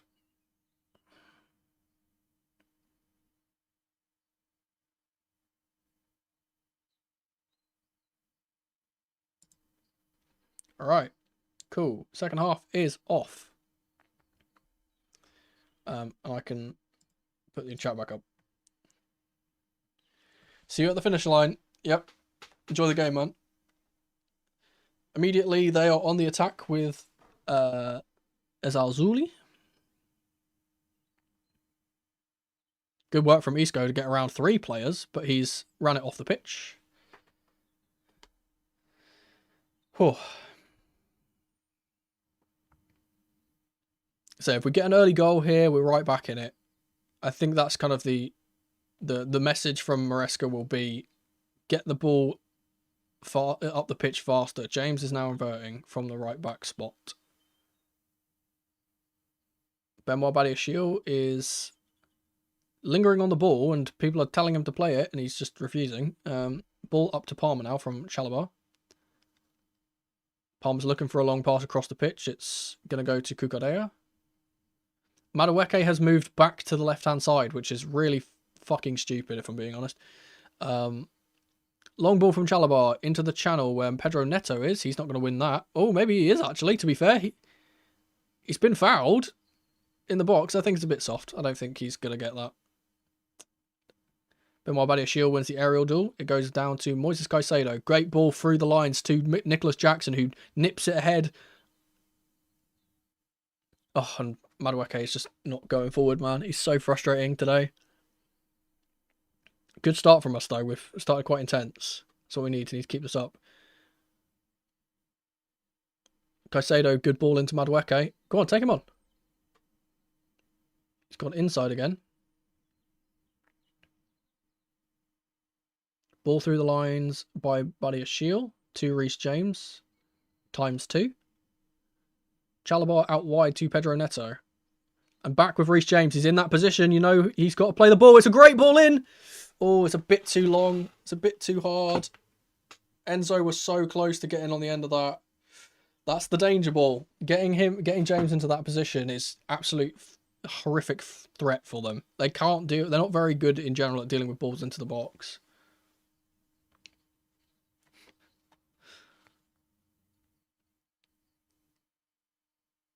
They're trying to play it out from the back here, Betis. Nathan will launch it long. Isco has fouled Reece James with a bit of a yelp, and he's kind of conned the referee there a little bit, I would say. We get the free kick anyway.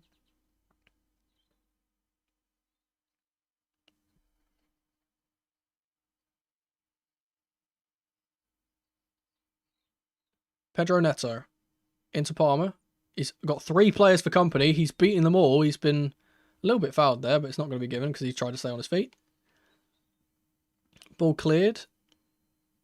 And Chalobah has misjumped his header and accidentally handballed it. Lovely. James's European pedigree will save us. That's the hope. He's the only one in the team that has remained from our Champions League win, so he's the one who knows what it means to win a European competition. Ball over the top for Anthony, who's drifted to the left side. He's got Cucurella, who has tracked him the entire way onto this right-hand side. Or left, rather. Romain Perrault has been fouled by Neto.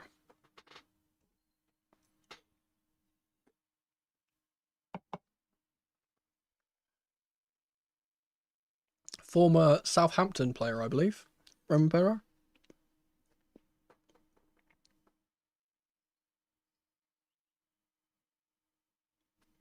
They've got it here at the back with Bartra, who's lost the ball to Nicholas Jackson under pressure.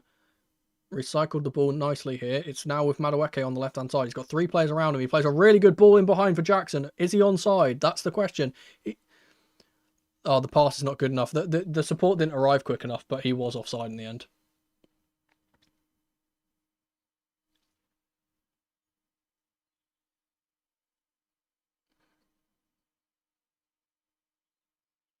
That's the type of thing we need to do. But like when we play the ball in behind to Jackson, we need runners from midfield. I think Palmer was a bit slow to get up the pitch here. Enzo was busting the gut to get up there, bless him, but he's too deep anyway from the starting position.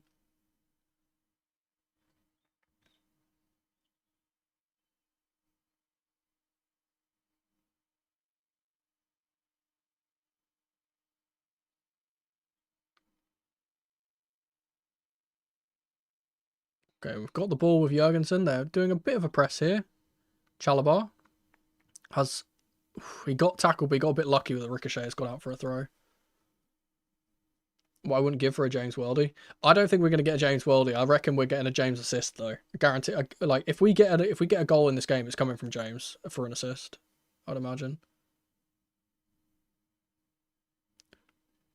We're playing out from the back here. Very, very well. Good ball from Jurgensen to escape the pressure. It's gone to Cucurella, who gets it to Madueke, who's running back towards his own goal for some reason, instead of going forward where the space was. Jurgensen's launched it long. Good hold-up play from Jackson. Oh, man. I hate the fucking high foot roll rule, man. He's put his foot up to get the ball and the player has headed him in the leg and has gotten a foul for it. Fucking silly. Ridiculous.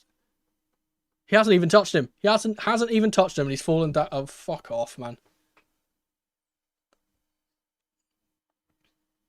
Ridiculous. Soft motherfuckers.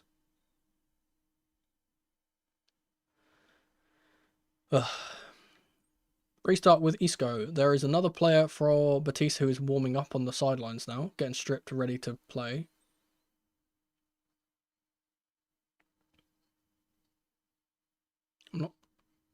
Oh, it's Jesus Rodriguez, so he'll probably be coming on for Azazuli, I would imagine.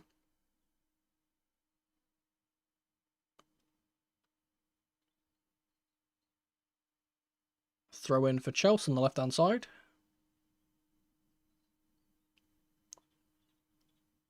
This guy's got the longest socks in existence. He's rolled them up all the way up to his shorts. Yeah, Azazuli has gone down injured, which is good for us. Obviously, don't wish injury on anyone, but he's been the danger man for them this game. So glad to see the back of him.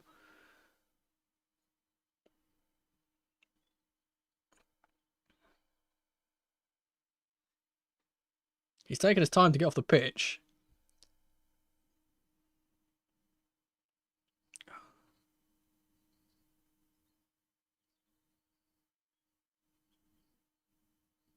He's gonna have to walk all the way around the outside.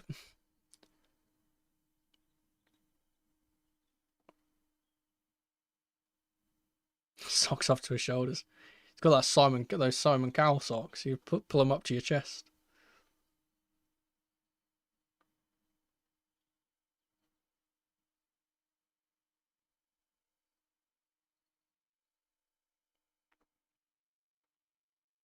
Alright, game restarted finally after the substitution. Cucurella. Badiashile. Good ball inside to Caicedo. It's going to be Chalobah to play the ball wide for Pedro Neto here. He's one-on-one with this man. He's giving it away. There's Rodriguez, who is very quick.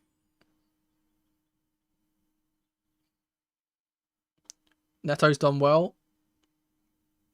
Benoit Badiashile has read the danger too. Good knock-on from Palmer. Is not going to reach anyone though.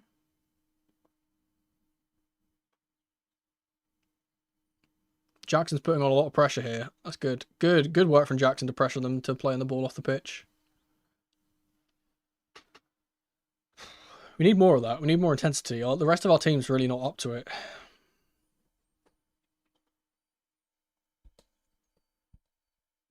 Put Gio on, he'll run at people. Great pass from Cucurella up to Jackson. Good hold-up play from him. Eventually just ends up going backwards though. Badiashile, great lofted pass into Enzo Fernandez. Madueke's on his way. Down the wing. Good run from him. Jackson's in the box. Ball's whipped in. For Jackson, he wins the header, but he's been clarted by the goalkeeper. It's got to be a penalty, surely. He wins the ball. VAR is going to look at it.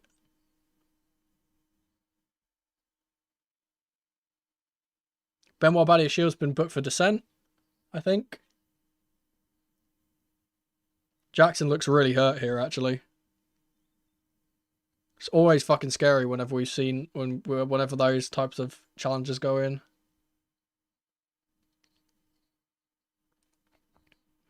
It's a fantastic ball from Madueke. He gets the ball first. He gets absolutely punched. He gets punched in the head by the goalkeeper. It's got to be a pen. It has to be a penalty. He's completely missed the ball.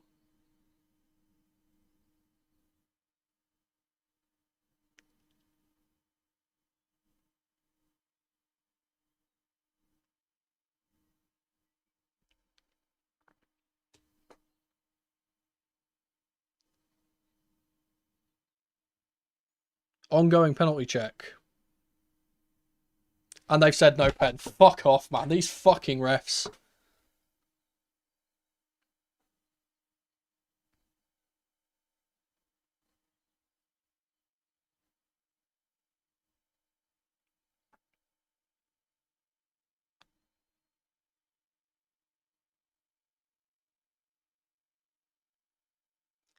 How the fuck have they not sent the referee to the screen at least? Ball in from Neto from the corner. Goes to Benoit Badiashile. It falls to Reece James! Oh! Deflection. Oh my god, that was a god. I thought it was going to be a thunder cunt. I thought that was going to be a thunder cunt into the left side. It's deflected. Go on, we're getting there. We're in the ascendancy here. James is going to be taking the outswinger now from the right side. Badiashile, obvious target again. Ball in from James. It's a good one. It's gone to the back post. It's Enzo Fernandez. Good ball to Jackson across the face. Oh, his ball is just a little bit too close to the goalie. We're making chances, though. We're making chances. We're getting there. Oh, it's a fantastic ball. Oh, it's just so poor from Jackson. It's on his weak foot, to be fair. If it's close, if it's anywhere but where he put it, it's a tap-in.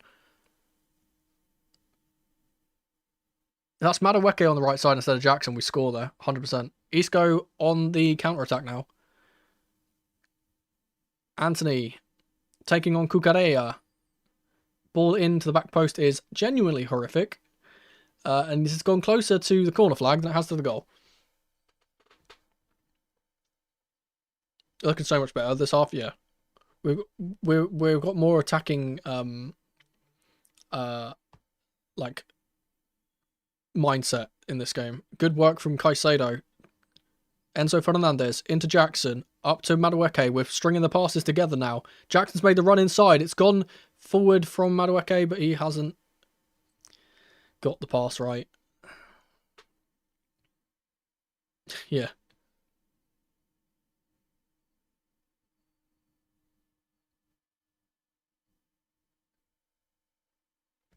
And the thing which is fucking annoying about that shit is that they do that shit and our player gets a card for complaining about the decision. Absolutely fucking horrific. Long ball from Nathan into Rodriguez. Caicedo has cut it out and won the ball back, as he so often does. Reece James to Neto, who has been dispossessed, and the ball go out for a Betis throw on the left side.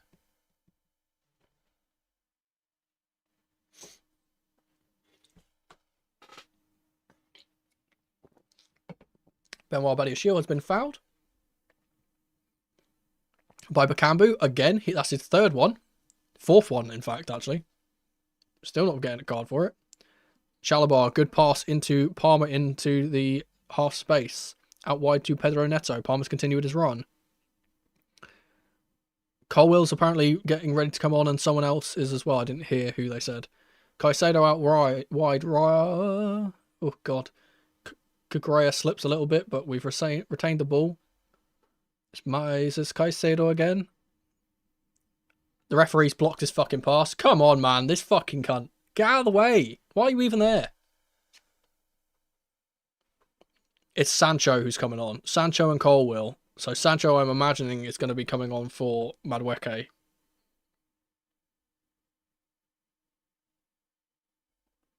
Bernardo Cueva is the one talking to him about the set pieces. Chalobah out wide right to Neto once again. Can he take on his man? He has completely lost the ball and has done a pretty silly challenge. I don't think there's actually a foul there. I think it's just a kind of coming together. But he's called a foul anyway because the players dive to the floor and start screaming, of course. He doesn't even touch him. Fuck off, man.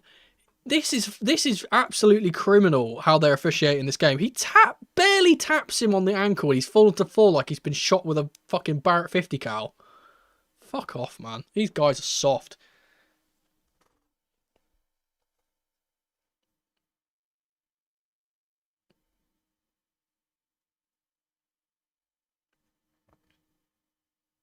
Good work from Chalobah to head the ball back to his goalkeeper.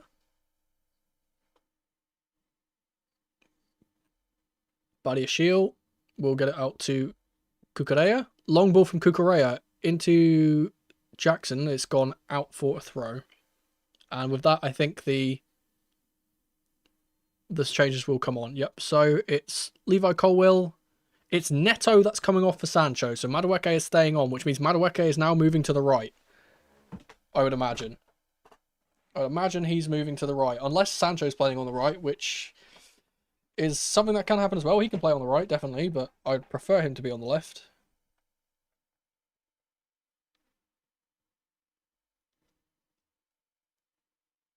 Yeah, so Sancho on the left side. Running through with Cedric Bukambu here. Oh, I think it was Sabali, actually. He's played it into Bukambu in the box and he slipped on the ball. Colwill has also come on. I didn't see who he came on for. I imagine he's come on for Badiashile. Yeah, he has. Oh, poor ball from the goalkeeper. It's given to Madueke, but he's accidentally handballed it. Oh, that was such an opportunity to get a break there, but the ball's just ricocheted up onto his arm, unfortunately.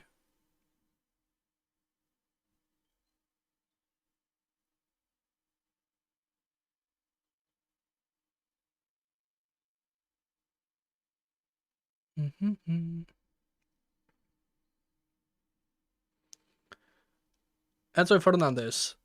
He's going to look for the long ball for Nicholas Jackson. Adrian has come out again and has cleared it. He clattered his own player one more time.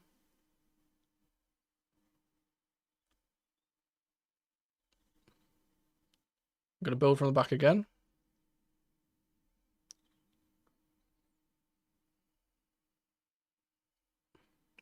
Levi Colwill. James up to Palmer.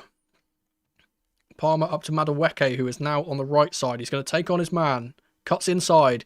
Tries to get the ball through to Palmer. It's not happening. He's won the ball back, though. No, he hasn't.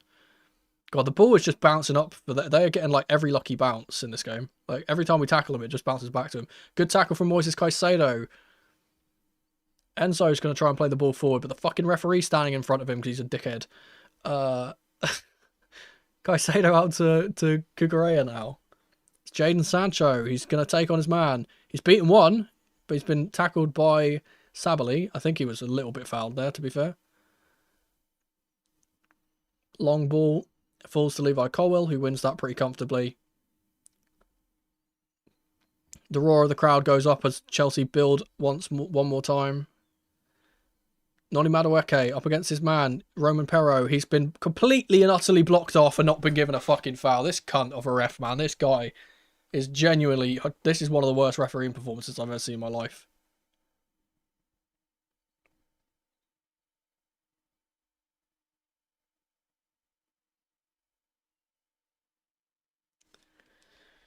Colwill.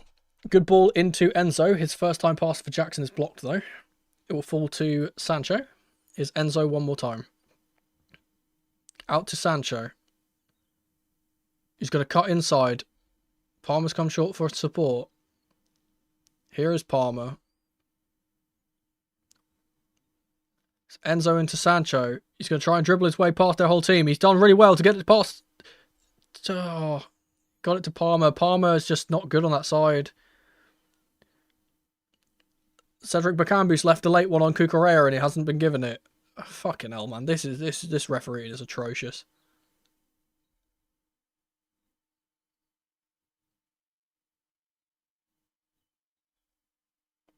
Chalobah up to Palmer.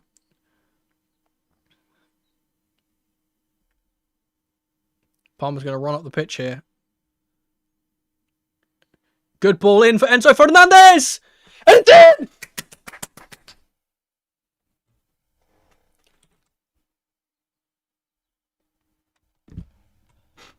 This is what Enzo Maresca has been bringing out of Enzo Fernandez this entire fucking season, is that box-crashing centre mid that we've been missing for the last few years. Enzo fucking Fernandez. Beautiful. It's a goal. It's an assist for Palmer as well. He just, what you saw when Palmer picked up the ball there, you know that he wanted something to happen. As soon as he picked up the ball, he was like, no, he's either getting a goal or assist. He felt determined to go through. Now that we're back in the game, Betis have not really offered much in this half. If we keep playing the way we've been playing, we're probably going to win this game. I told you, we always have better second halves than first halves. We're so bad in the first half every single game. Fantastic ball in from Cole Palmer. It's a beautiful header into the ground from Enzo Fernandez from the back post area, which is what I said. It's Mark Bartra. I said he's terrible in the air, and Adrian cannot get down to save it. I didn't actually see the chat beforehand, so don't worry. It's also a little bit nice with Enzo, because anytime someone says Enzo, I can't tell whether you're talking about Fernandez or Maresca. But yeah, I didn't see it, so.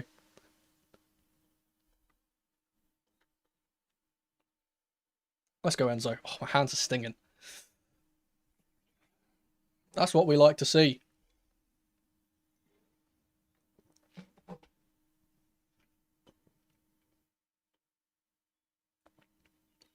Game's ours now? Absolutely.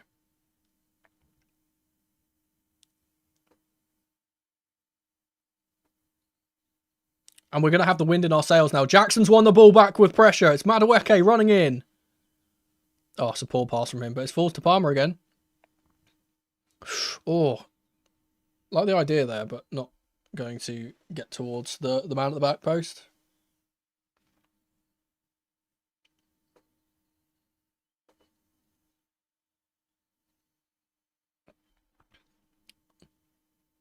Caicedo will take the throw, and it's going to go all the way back to Levi Colwill.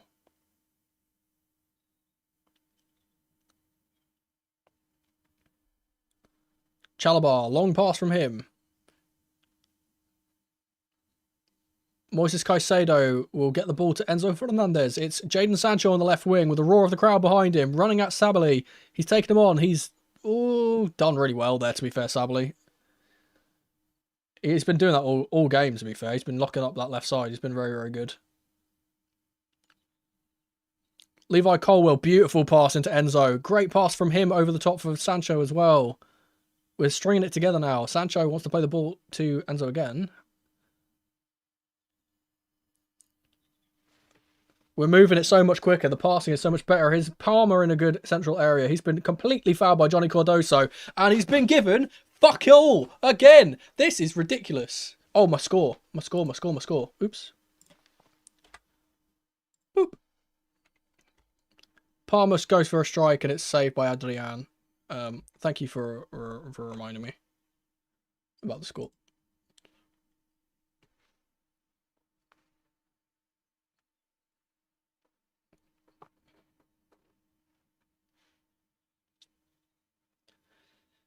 Yeah, the momentum is definitely on our side now.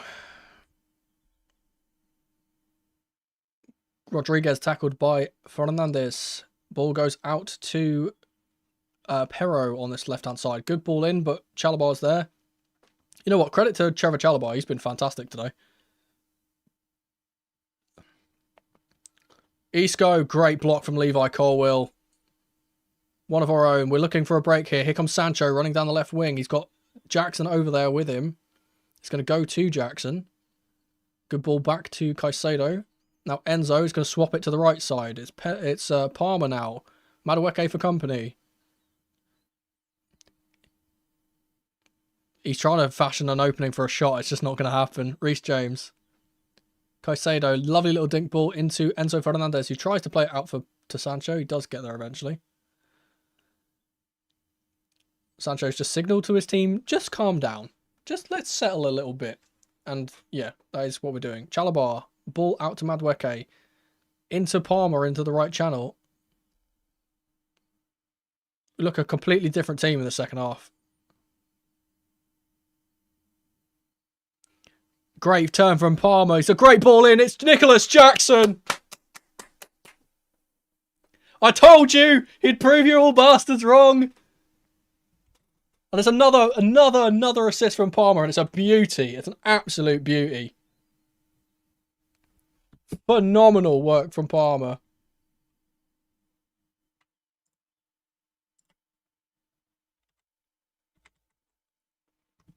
I'm hoping he's not offside. Anytime Jackson scores, I'm terrified the offside flag's going to go. I said at the start of this, I said Palmer needed to turn up today. I think someone at halftime reminded him who the fuck he is.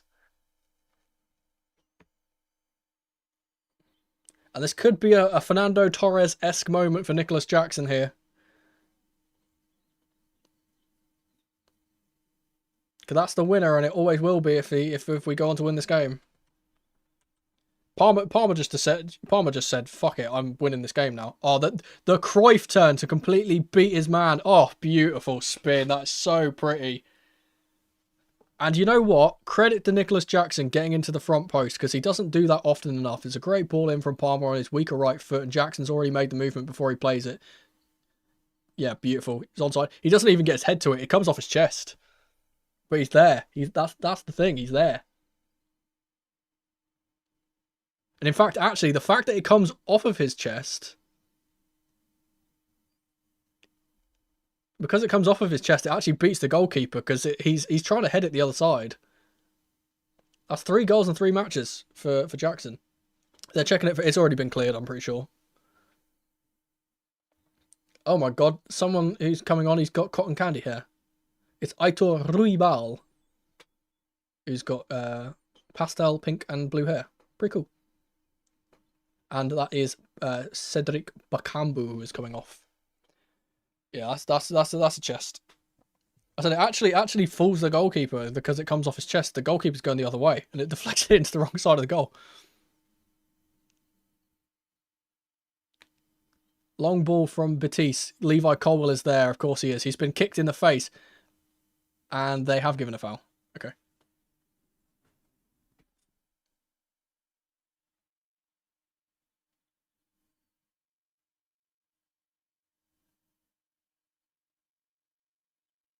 True, it's diabolical. Nah. So it's cool. It's a pastel pink and blue split color. I like it. It's pretty cool. It doesn't suit him, and it doesn't suit the fact that he's wearing a green shirt because he's obviously a Betis player. But you know, ball's gone in behind. It's going to be Perraud, and Perraud's given the throw to us, which is nice. See some goals and assists from Reece for the vibes. You know what I would like to see for the vibes? I would like to see Mark Guiu come off the bench and get another goal, because you know what, he has carried us throughout this competition. He hasn't had the chance to start in the final because of his injury, and that's really sad. I want Guiu off the bench. Give me Mark Guiu. We are now getting told by the referee to hurry up because we are starting to do a bit of time wasting.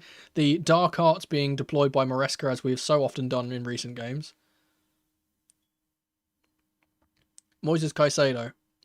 Fantastic work from him. He's so good.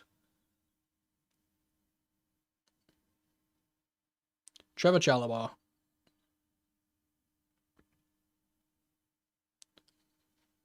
Jurgensen goes long.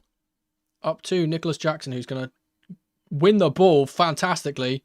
And Noni Madueke has completely and utterly spun his man. He's been dragged back. The referee's played advantage. Oh, great idea from Noni to feed in Jackson. It's just intercepted. It's a really good pass idea from him, though. And Betis are trying to get back here. Now, it's down with Anthony, and Cucurella said, get out of here, son. Back into the pocket you go. He's been completely non-existent in this game. Oh, Caicedo with a terrible pass. Don't know what he's doing there. Isco. Little back heel from Isco, and James reads it. He's going to smash it into Rodriguez for a throw. 16 minutes to go.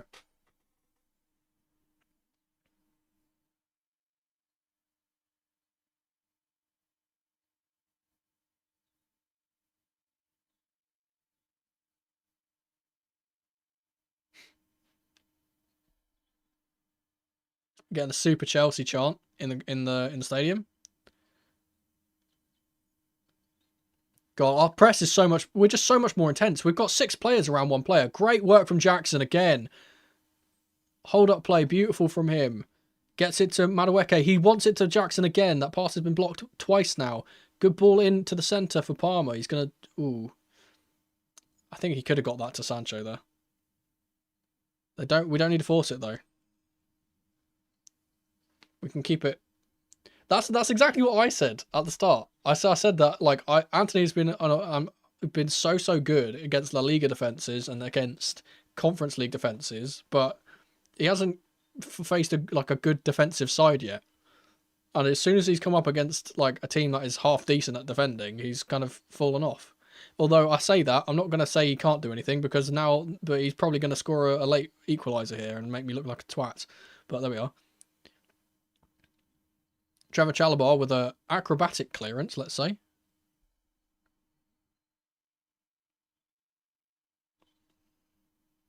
Apparently it's a Betis throw.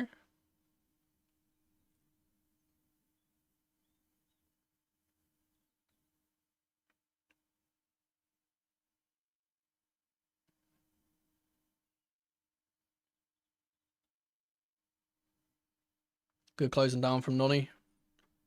Not letting them get an inch.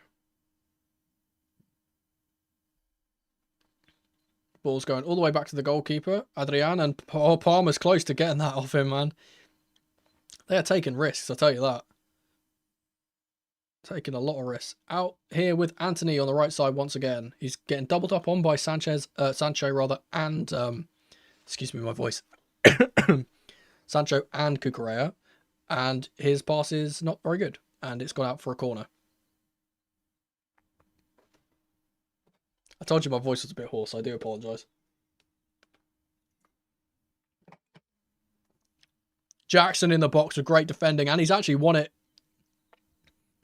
And Jackson's free. It's a 2v1 here. Oh, he's taken a really heavy touch. Oh my God, what has he done there?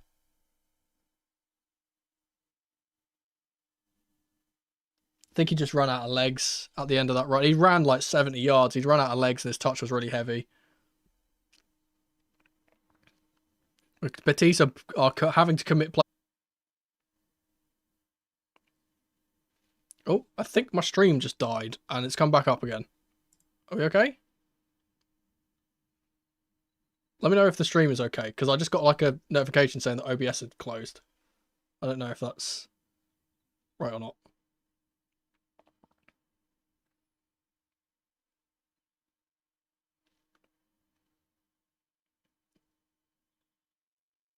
Rodriguez into Isco. Been tackled by Palmer, who's the better creator here. Oh, what happened? And there we go. Palmer's kicked the ball away, and the referee's immediately given him a card. I told you it would happen. I said as soon as we did it back to them, they were going to get the cards out for us. I knew it. The stream is good. Thank you. Good. I'm glad. Jackson has gone down injured here. I think he might have pulled up lame after his I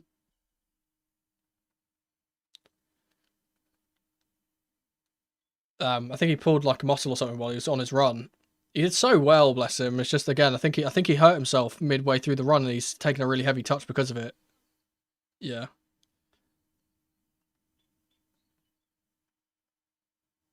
Mark Guiu time?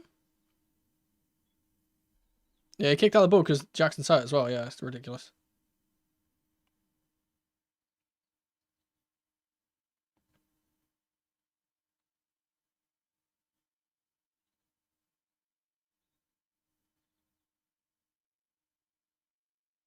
It looks like a hammy injury for Jackson here, which is very concerning. I don't know if we're making a substitution or not, though. I think he's just going off. Enzo's talking to Palmer on the sidelines now. Kinnan Dewsbury Hall coming on. Indeed. That's my GOAT. That's my Europa Conference League GOAT, Kinnan Dewsbury Hall. Who's he coming on for? Oh, he's coming on for Jackson. Interesting. So Palmer's going... That's what Enzo was talking to Palmer about. Palmer's going to go to false 9, I imagine. God, give me a KDH goal. That would be beautiful. I'd love for him to get a goal. So I think he's literally been our most underrated player this season. He's been so good in this competition, and no one gives him the light of day. Can't park the bus against these lot. I mean, we've parked the bus against other teams and it's been successful. I'm not sure if Betis is the correct kind of team to do that against, but we've seen how open they are on the counter now. So, you know, if we win the ball back, we can hopefully get another one, put it to bed. It is us on the ball at the moment, though. Chalobah with a spearing pass into the right wing. Perrault has done really well to get away from Madueke.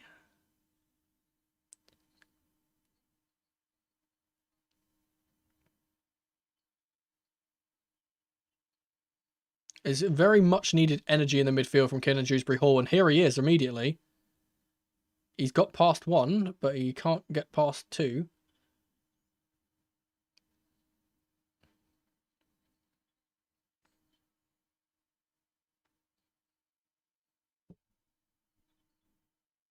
Giovanni Lo Celso is coming on at some point soon. Bit of dark arts from Levi Colwill to let the ball run through to the goalkeeper, it must be said.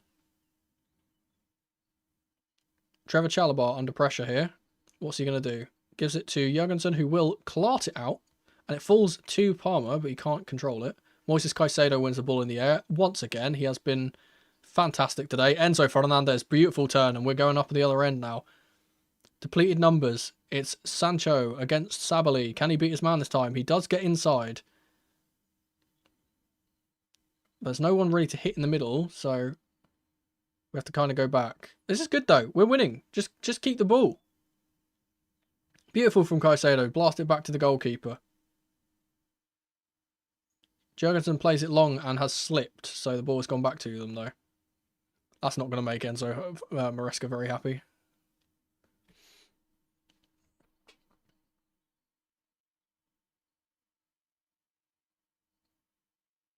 Nathan will play the ball long into Rodriguez, and who's there but Reece James to win the ball off him? Madueke. Good ball from James into Kinnan Dewsbury Hall. He's done well to get the ball there. Dewsbury Hall, go on. Sancho wants it to the left. He gets it to the left. It's Jadon Sancho. He takes a shot, and it's in from Jadon Sancho. Game is over. And that might be his, you know, it might be his last goal involvement for Chelsea. Or in a Chelsea shirt. We don't know. We don't know if we're keeping him next season. But looking at the reaction of the players around him, it seems like he might be out the door. And that is probably game over. I'm 1 goal off of the scoreline. It's really annoying because I did originally say, I was like, oh, we probably win this 3-1, and then I changed my mind. I backed us a little bit more so we get a clean sheet. That's a beauty of a finish, yeah. Into the side netting. So the reaction of the players makes me think that he might not be staying next season because they are all surrounding him. It's good work from Kinnan Dewsbury. It's a Kinnan Dewsbury Hall assist. KDH assist on he come off the bench and got an assist. Oh, it's a filthy finish. It's beautiful. 1 touch. 2 touch. Whips it. Oh, maybe deflection? I don't know. Is there a deflection? I can't tell. If we can get 4-1, then we're going to equal the same scoreline that we got for the Europa against Arsenal. Yeah, it does take a deflection. Small deflection off of Sabali takes it past the goalkeeper. I think it's going in anyway, to be fair.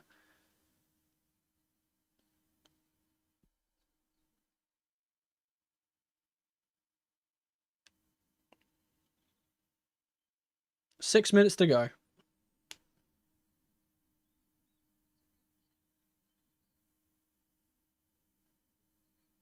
See, this is like what this is. Yeah, is this is like when you're fighting, or like you're playing like a video game with like your younger sibling, and you let them win at the start so they can, they have a bit of fun, and then when it goes into round two, you say, you know what, screw it, I'm absolutely beating the shit out of you, and then you just win. That's what's happening.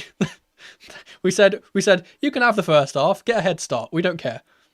Yeah, where's Giyu? Get Giyu on the bench or off the pitch.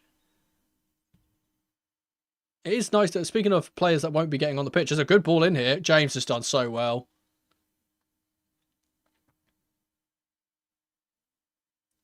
They're claiming for handball, but I'm not really sure what for.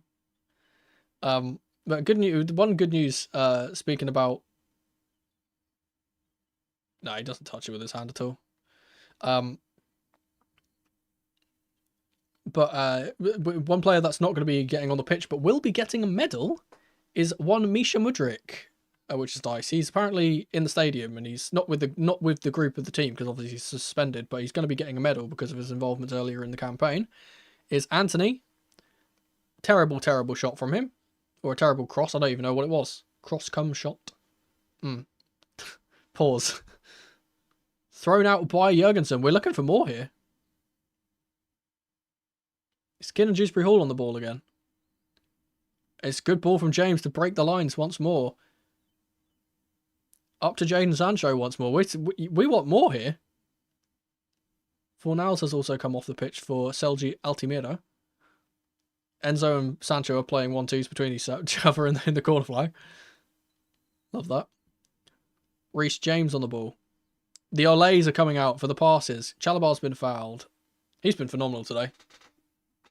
Chalabar has been an absolute rock at the back.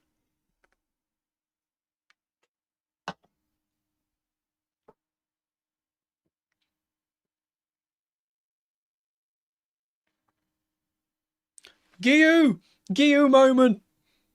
He's coming on for Palmer. What a performance from him in the second half.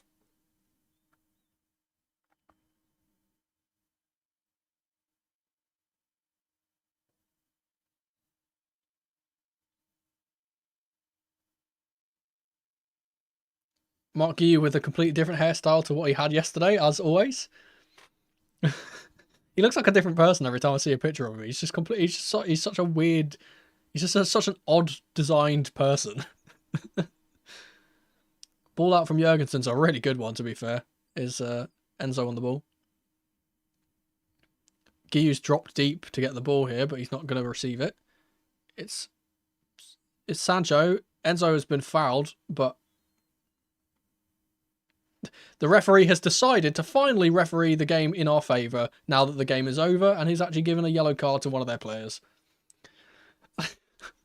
Now that he can't influence the game enough, he's like, oh, you know what, fine, fair officiating. Oh, it's a little bit of a late one. Oh, it's Anthony getting a bit feisty, and there's a fight going on between Anthony and Enzo and Moises Caicedo. You ain't winning that, you short king. You're not winning that fight. You're just not. You've been put in Kukure's back pocket the entire game, and now you want to start fighting people. Embarrassing.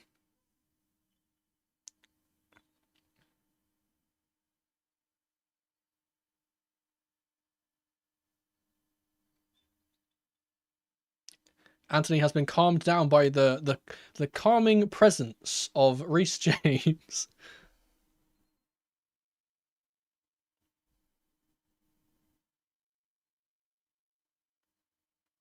Brazil versus Argentina. A tale as long as time. What's happened here?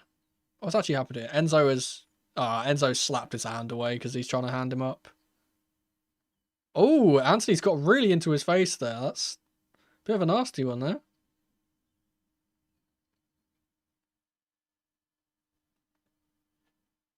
Anthony's still giving it a go. James is having to calm Enzo down. They're still having it. They're still arguing. So it's just as the commentary team has just said, it's just frustration from him. He's been completely locked up all game and hasn't really been able to do much, and he's pissed off about it. He's decided to take it out on someone else. Insecurity. That's what that is.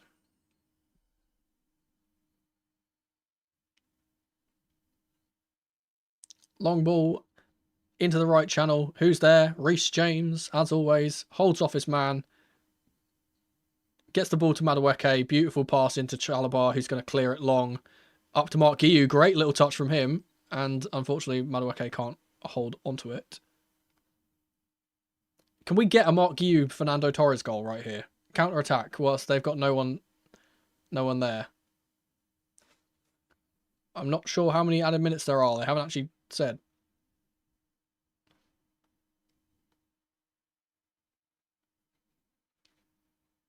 We're in the second half. I don't know.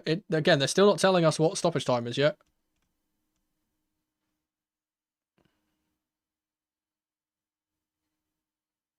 Five minutes of stoppage time. Great work defensively from Chelsea once again.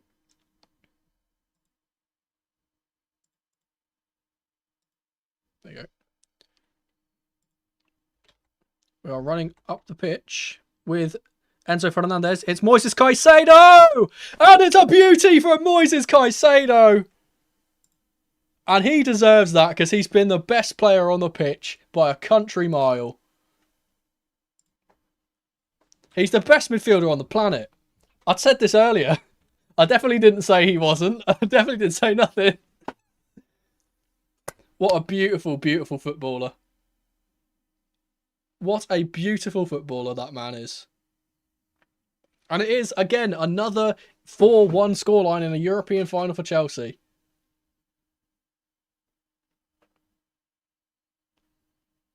The crowd goes wild. And that is the most popular goal in the entire stadium, I would say. He puts his hearts out to the crowd.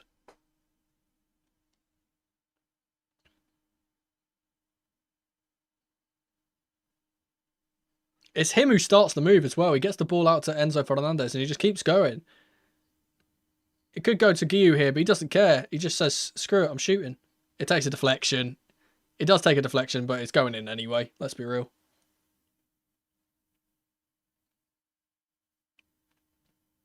Adrian's not stopping it anyway.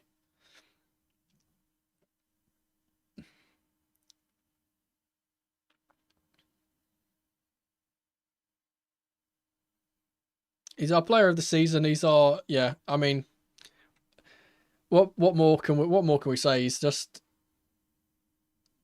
I think, and I always say this, and I'll say this on the grayscale when I record that tomorrow as well, but like, I always run out of superlatives for that player. He is just so phenomenal. There's not words that can describe him. He's indescribable, and I haven't changed the scoreline. I've just realised. Oop, there's 4.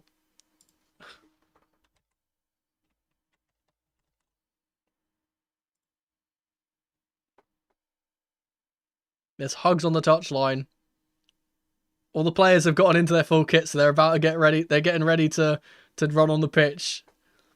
Tosin is geeing up his brethren on the bench.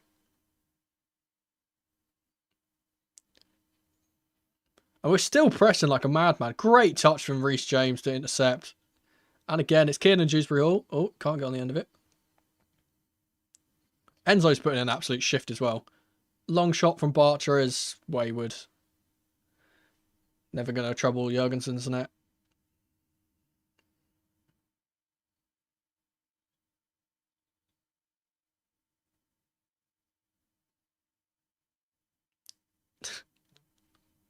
It's so funny seeing like we being 1-0 down at half time and we just say, nah, sorry. We gave you a chance. We gave you a chance in the first half whilst you were on top, you know, to get more goals. But unfortunately, you didn't take it, and now we're winning. We've won it all. We have completed the set. The only team, the first team in history to win every single major European honour that there is. Madueke throws his man to the floor. Get down. Oh, there's going to be a bit of a fight here because the player has just slapped the ball into Chalobah after the whistle's gone. A little bit nasty towards the end. There's a foul or a yellow card given to Romain Perrault.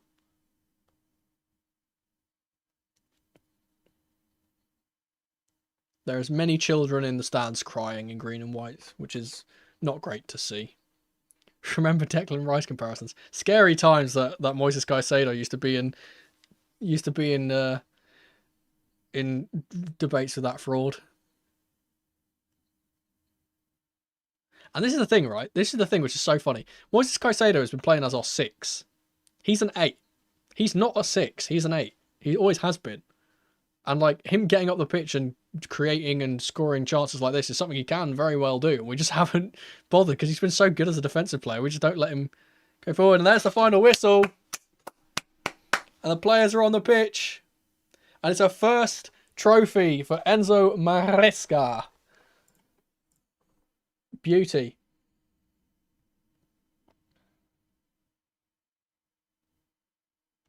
Absolute beauty.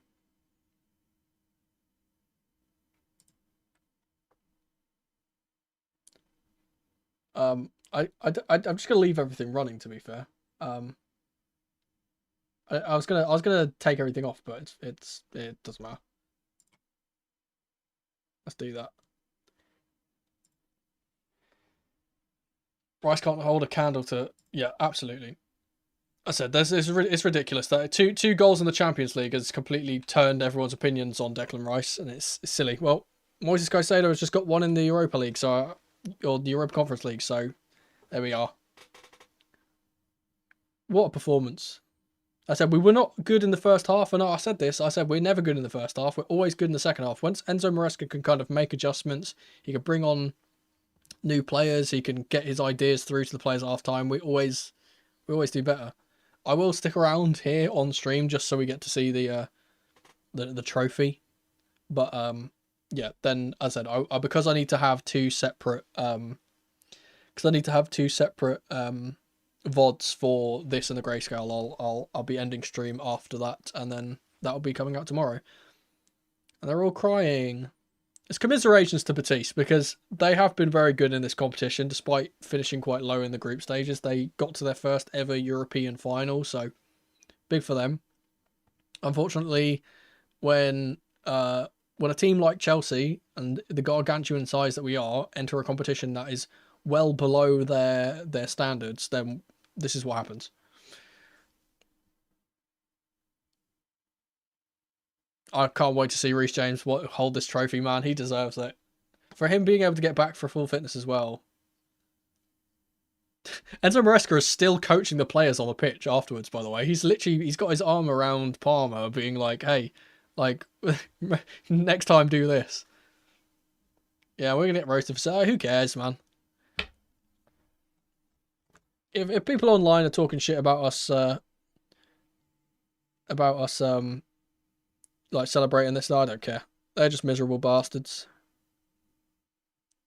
I'm not going to be miserable.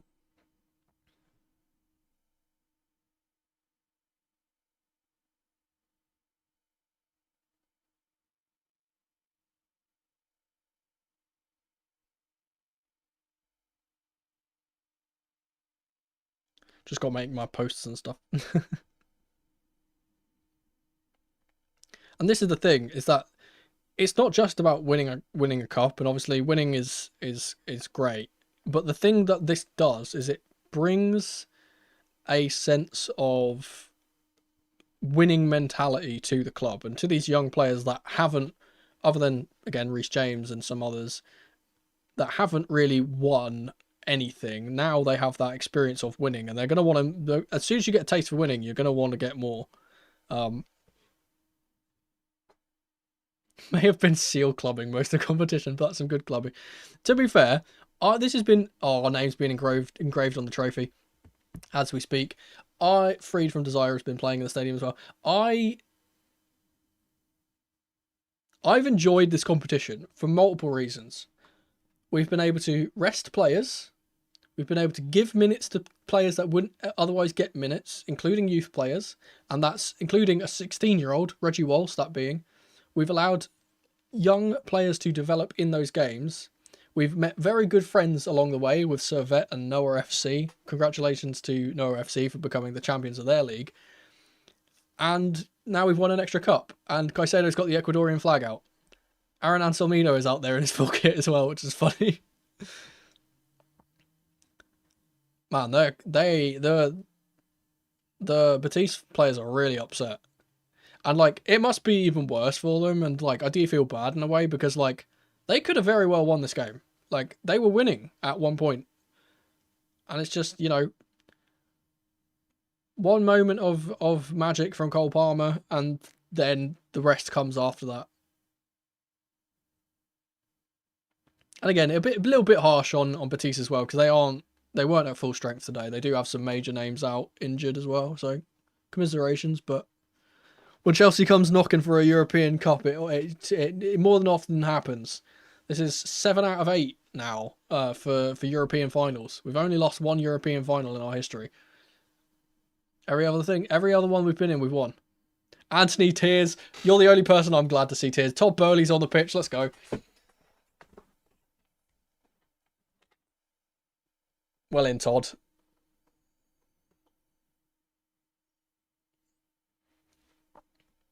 Nkunku celebrating alone. I did feel a bit sad when I saw him clapping earlier. He did look very sad. There's Nicholas Jackson is flying his Senegalese flag. Interestingly, Malagusto is not waving the French flag. He's waving the flag of Martinique, which is where I believe he is from. All three of our midfielders have a shout for player of the match. Honestly, I'm going to give it to Caicedo because he's phenomenal and obviously he gets a goal on top of it. Palmer is the game winner, so definitely deserves it. And Enzo Fernandez was absolutely everywhere. I think, wait, does Enzo get an assist at the end as well? I think he might get the assist for Caicedo. I wasn't sure. I can't remember. My short-term memory is terrible. Tyreek George and Joshua Chempong celebrating together. Love them. Love those two. Uncle Toast is out there as well, hugging the players. Trophy for Marcus Bettinelli. Love him. I wanted Nkunku to work. I kind of feel sorry for him. Yeah, I mean, it's one of those things where, like, football is very unpredictable in a way. And you can't predict that. No one could have predicted that Nkunku was going to get injured and turn into, have legs that are cottage cheese. And no one could have predicted that we were going to buy a random kid from Man City and he was going to turn into the Premier League's best player. Like, you can't, and he plays in the same position. It's just unfortunate that those kind of things happen. But yeah, I reckon Nkunku's a type of player that will bounce back from this. I don't think he's the type of player that will kind of, turn into complete mush now. I think he's probably going to go to a new club, whether that be Liverpool or over some other overseas somewhere. He's probably going to smash it out there, but how much money do we get for winning? Not much. I don't actually know. It's got to be a couple of quid, eh? Conference League prize money. A team that performs flawlessly could earn up to 15 million euros in total. That's what it says. The runner-up receives a fixed prize of 4 million euros. So we've got 13 million euros. That'll pay for Sancho to go back to United. I joke.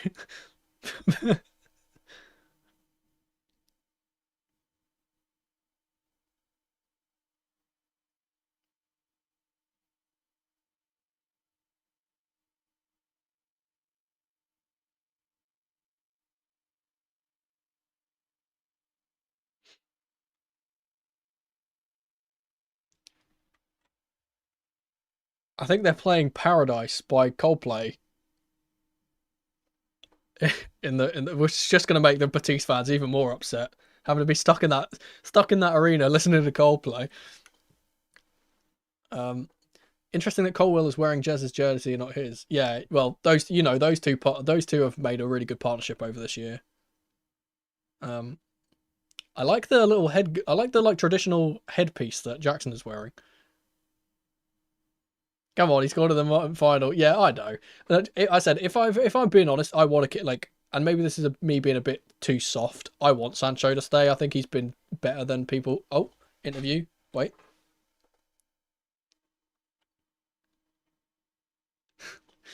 I always find Reece James, like, his voice is so funny because it just doesn't, like, fit his face at all.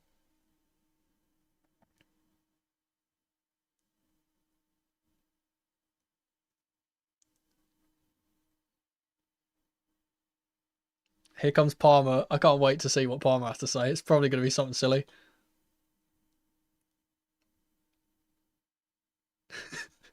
You, Palmer, Palmer is so nonchalant about everything. His answer to their question was just, I don't know.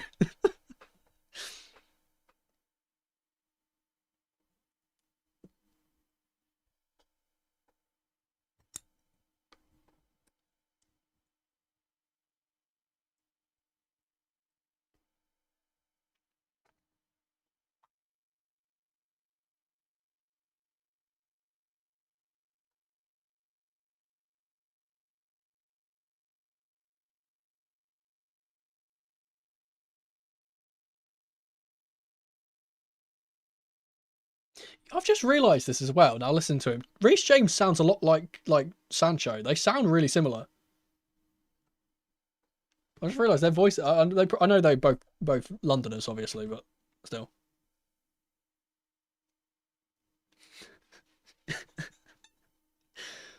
Bless this poor interviewer's heart. She is trying to get like clear answers out of Cole Palmer, and he's just not giving her anything. He's just like,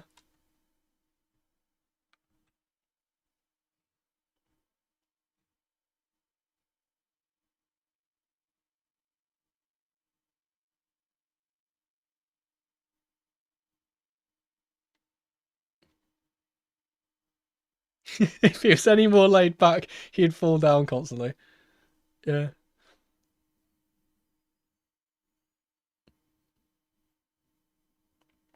Has he been? I think Palmer's been awarded the player of the match because he's holding some kind of trophy. I think, unless he was holding a water bottle and I'm blind. I don't have my glasses on. Someone's there's another flag around the waist of someone. Oh, it's Mark Guiu. He's got the Catalonia flag on. I'm pretty sure. It's interesting to see that because obviously certain players represent certain nations and things like that. But obviously they are from other countries and stuff. So obviously, as I said earlier, Malagusto had the Martinique flag out. He still has it. Mark Cucurella has taken off his headband and he's got the Maldini kind of Calafiori thing going on at the moment. Looks good.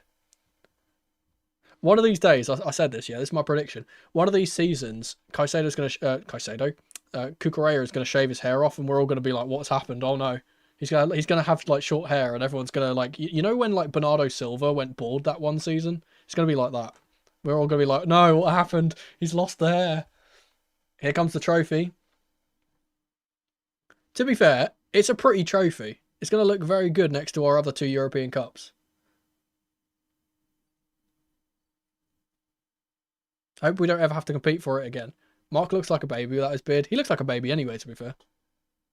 I can't really talk. I'm a bit baby-faced as well. Like, I don't have the full beard anymore. I've just gone for the goatee. I don't even know if I don't even know if I mentioned that. Like I've decided I want a different style, so I went for the goatee. The referees are getting a guard of honor from the players. Fuck off. They deserve to go the other side. Yeah, Mark is a little bit of a baby-faced assassin.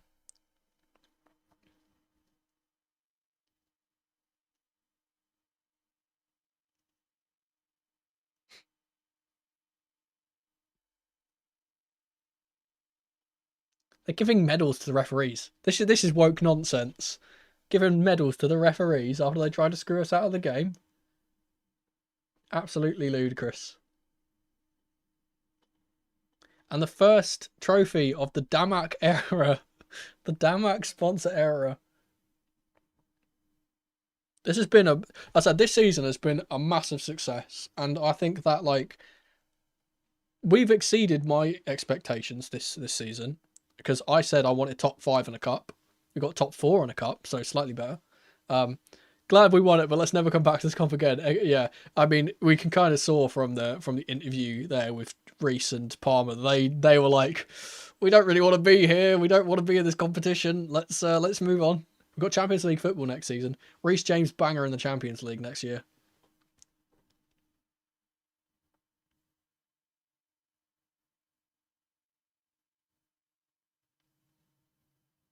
Refs is a first prize medal for top tier. Why do the refs get medals? I don't know.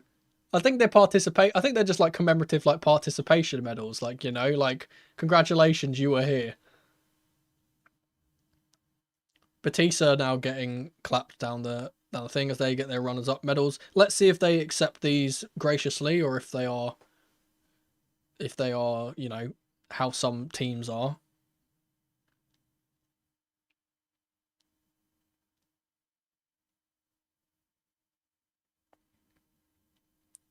Isco gets the medal. They are accepting the medals, which is good.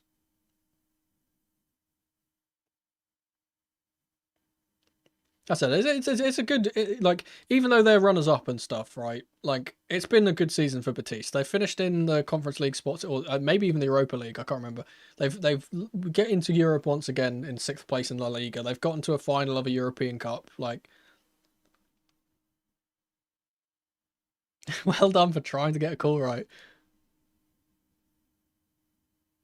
It was here's the medal for, you've gotten the medal for most wrong decisions in a game. Congratulations. How far do you see us getting in the Champions League next season? Maybe I'm a bit pessimistic. Quarterfinals. I don't think we're going further than quarterfinals. I think we'll comfortably get to the round of 16. We often do. And especially considering the new format, it's a bit weirder with, like, it's more like a league, and I think that we probably play better in a league kind of situation rather than knockout situation. They got Europa. Yeah, I think round of 16 is minimum. I think we'll probably get to the quarters. We'll get to the quarters and we'll come up against a team like Bayern or Real Madrid and we'll get knocked out. That's kind of what I imagine. Who gets our Europa League spot? It's whoever's 6th, right? No. Whoever's 7th. It's whoever's 8th. Is it Brighton? Does Brighton get it? I'm not sure. Maybe they just don't. Maybe we just don't get the Prem just doesn't get another spot. I'm not sure. And here we go now. Moises Caicedo is the first man to receive his medal. Which is apt because he has been the first and the best player in our team the whole season.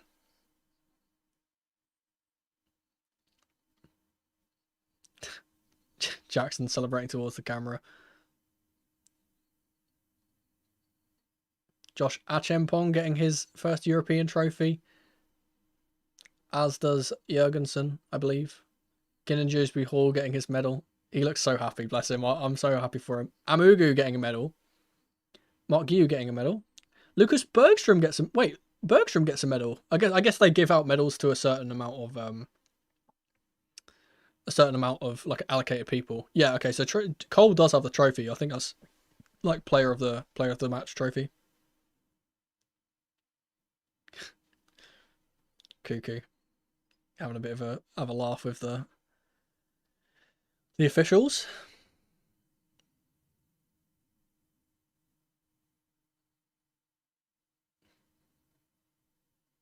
It's Reece James, the captain, receiving his I've got a permanent smile on my face, by the way. I can't wipe it off. Here he comes. He's got the trophy in hand.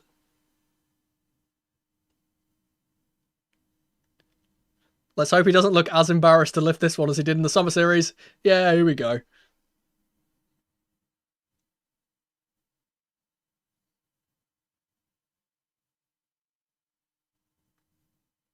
It's good to see us. It's so good just seeing Chelsea lift a trophy, man. It's been so many years. And by that I mean like 2.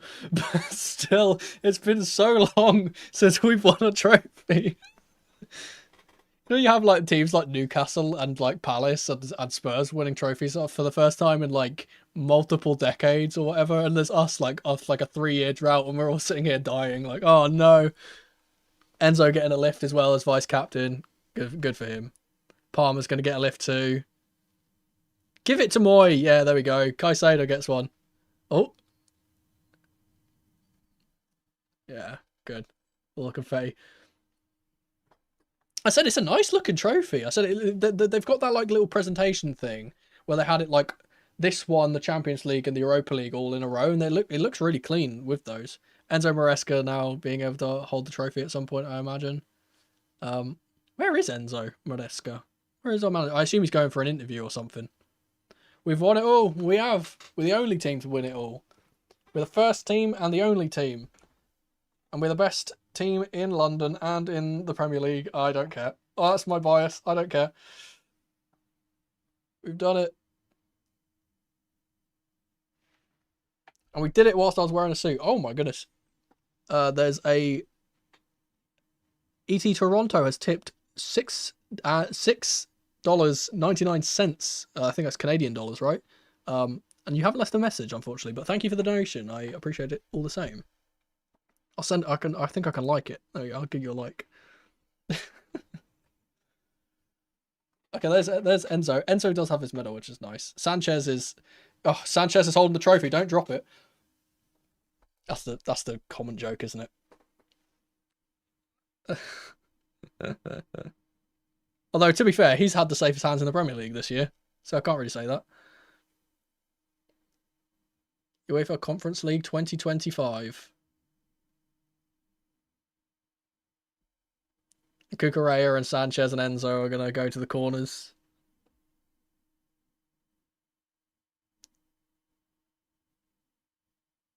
It's weird as well, right? Because I'm this is like, I say this all the time, right? I'm a person that's got ADHD. I'm really bad at like staying to one thing, and I'm like horrifically unmedicated. I'm like really, really bad at staying like to one thing. And like, so I usually, when I watch football matches, I don't look at the trophy celebrations at the end. My brain just shuts off after the game finishes. But like, obviously, because I'm doing other things, I'm like, yeah, we have to. Nicholas Jackson getting his oh, there's a child there's a really small child in the crowd with a Caicedo shirt. That's so cute.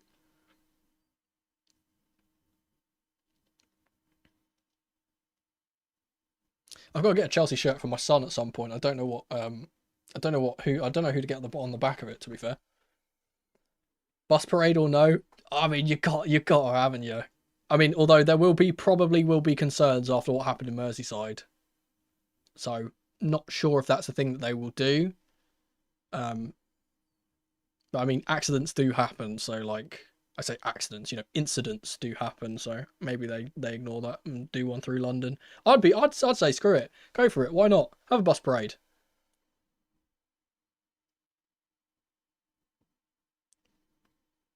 Oh, we've won a European trophy. The thing is, right, as this competition goes on and on and on, and as more kind of teams get put into like the Champions League, for example, like we've been doing, obviously, like the Premier League has got so many teams in the Champions League now.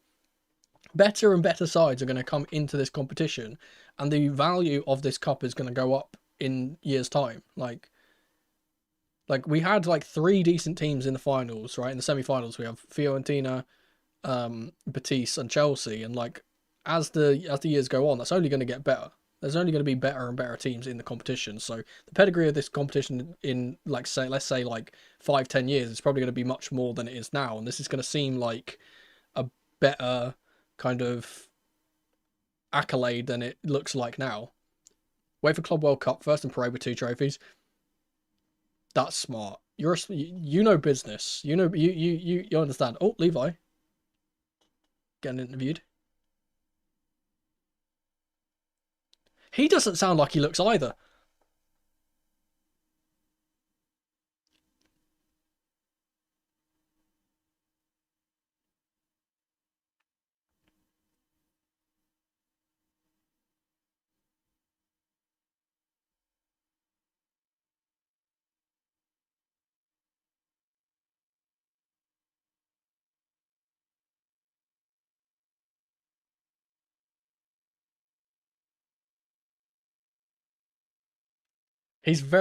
Levi is very, very well spoken, and he's very nice to credit Benoit Badiashile for the performance he put on before he came on.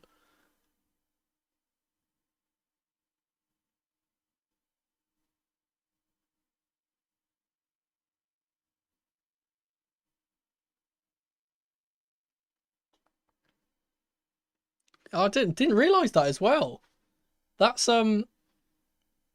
That's Colwell's first ever European trophy with Chelsea. It's weird because he's been with us for so long. It's bizarre that he hasn't gotten a medal for anything else. We've got all three. You know what I might do for the grayscale, yeah? For the grayscale, for this game, I might change the I'm gonna change the three channels to blue, orange, and green. Although knowing my colourblind ass, it'll probably be blue, orange, and more orange, but there we are. we Chelsea win all possible European trophies before Arsenal win one. That's just how it is all the time, though, isn't it? Like, first thing I'm doing with these stones is going back in time and changing the Terry slip up in the Champions League. To be honest, though, right? Hang on, wait. Thornby, thanks for hanging out the whole time. I hope you have a good night. But no, to be honest, the John Terry slip thing, like, I feel like it's a necessary evil because the narrative that happens after that happens, and obviously we obviously go on to win in 2012. I don't think that happens, and that's not as monumental as it was in that year if we don't have that failure beforehand. If you know what I mean. But yes, thank you guys so much for hanging out. My voice is absolutely shot. We have been live for how long? Nearly 3 hours now. I appreciate you all hanging out for the entire time. I appreciate you all keeping me company throughout the game, and I appreciate the support throughout the whole season, because now this is our last season. We're going to be moving into pre-season and transfer coverage and things like that, and obviously the Club World Cup when that happens in the pre-season thing. Again, thank you to ET Toronto for the nearly $7 Canadian dollars. And yeah, as I said, thank you guys for hanging out. We'll do the grayscale tomorrow morning. I'll have to recover that. Keep the blue flag flying high as ever. Come on, you Blues. I'm in such a good mood, man. I'm in such a good mood. Peace.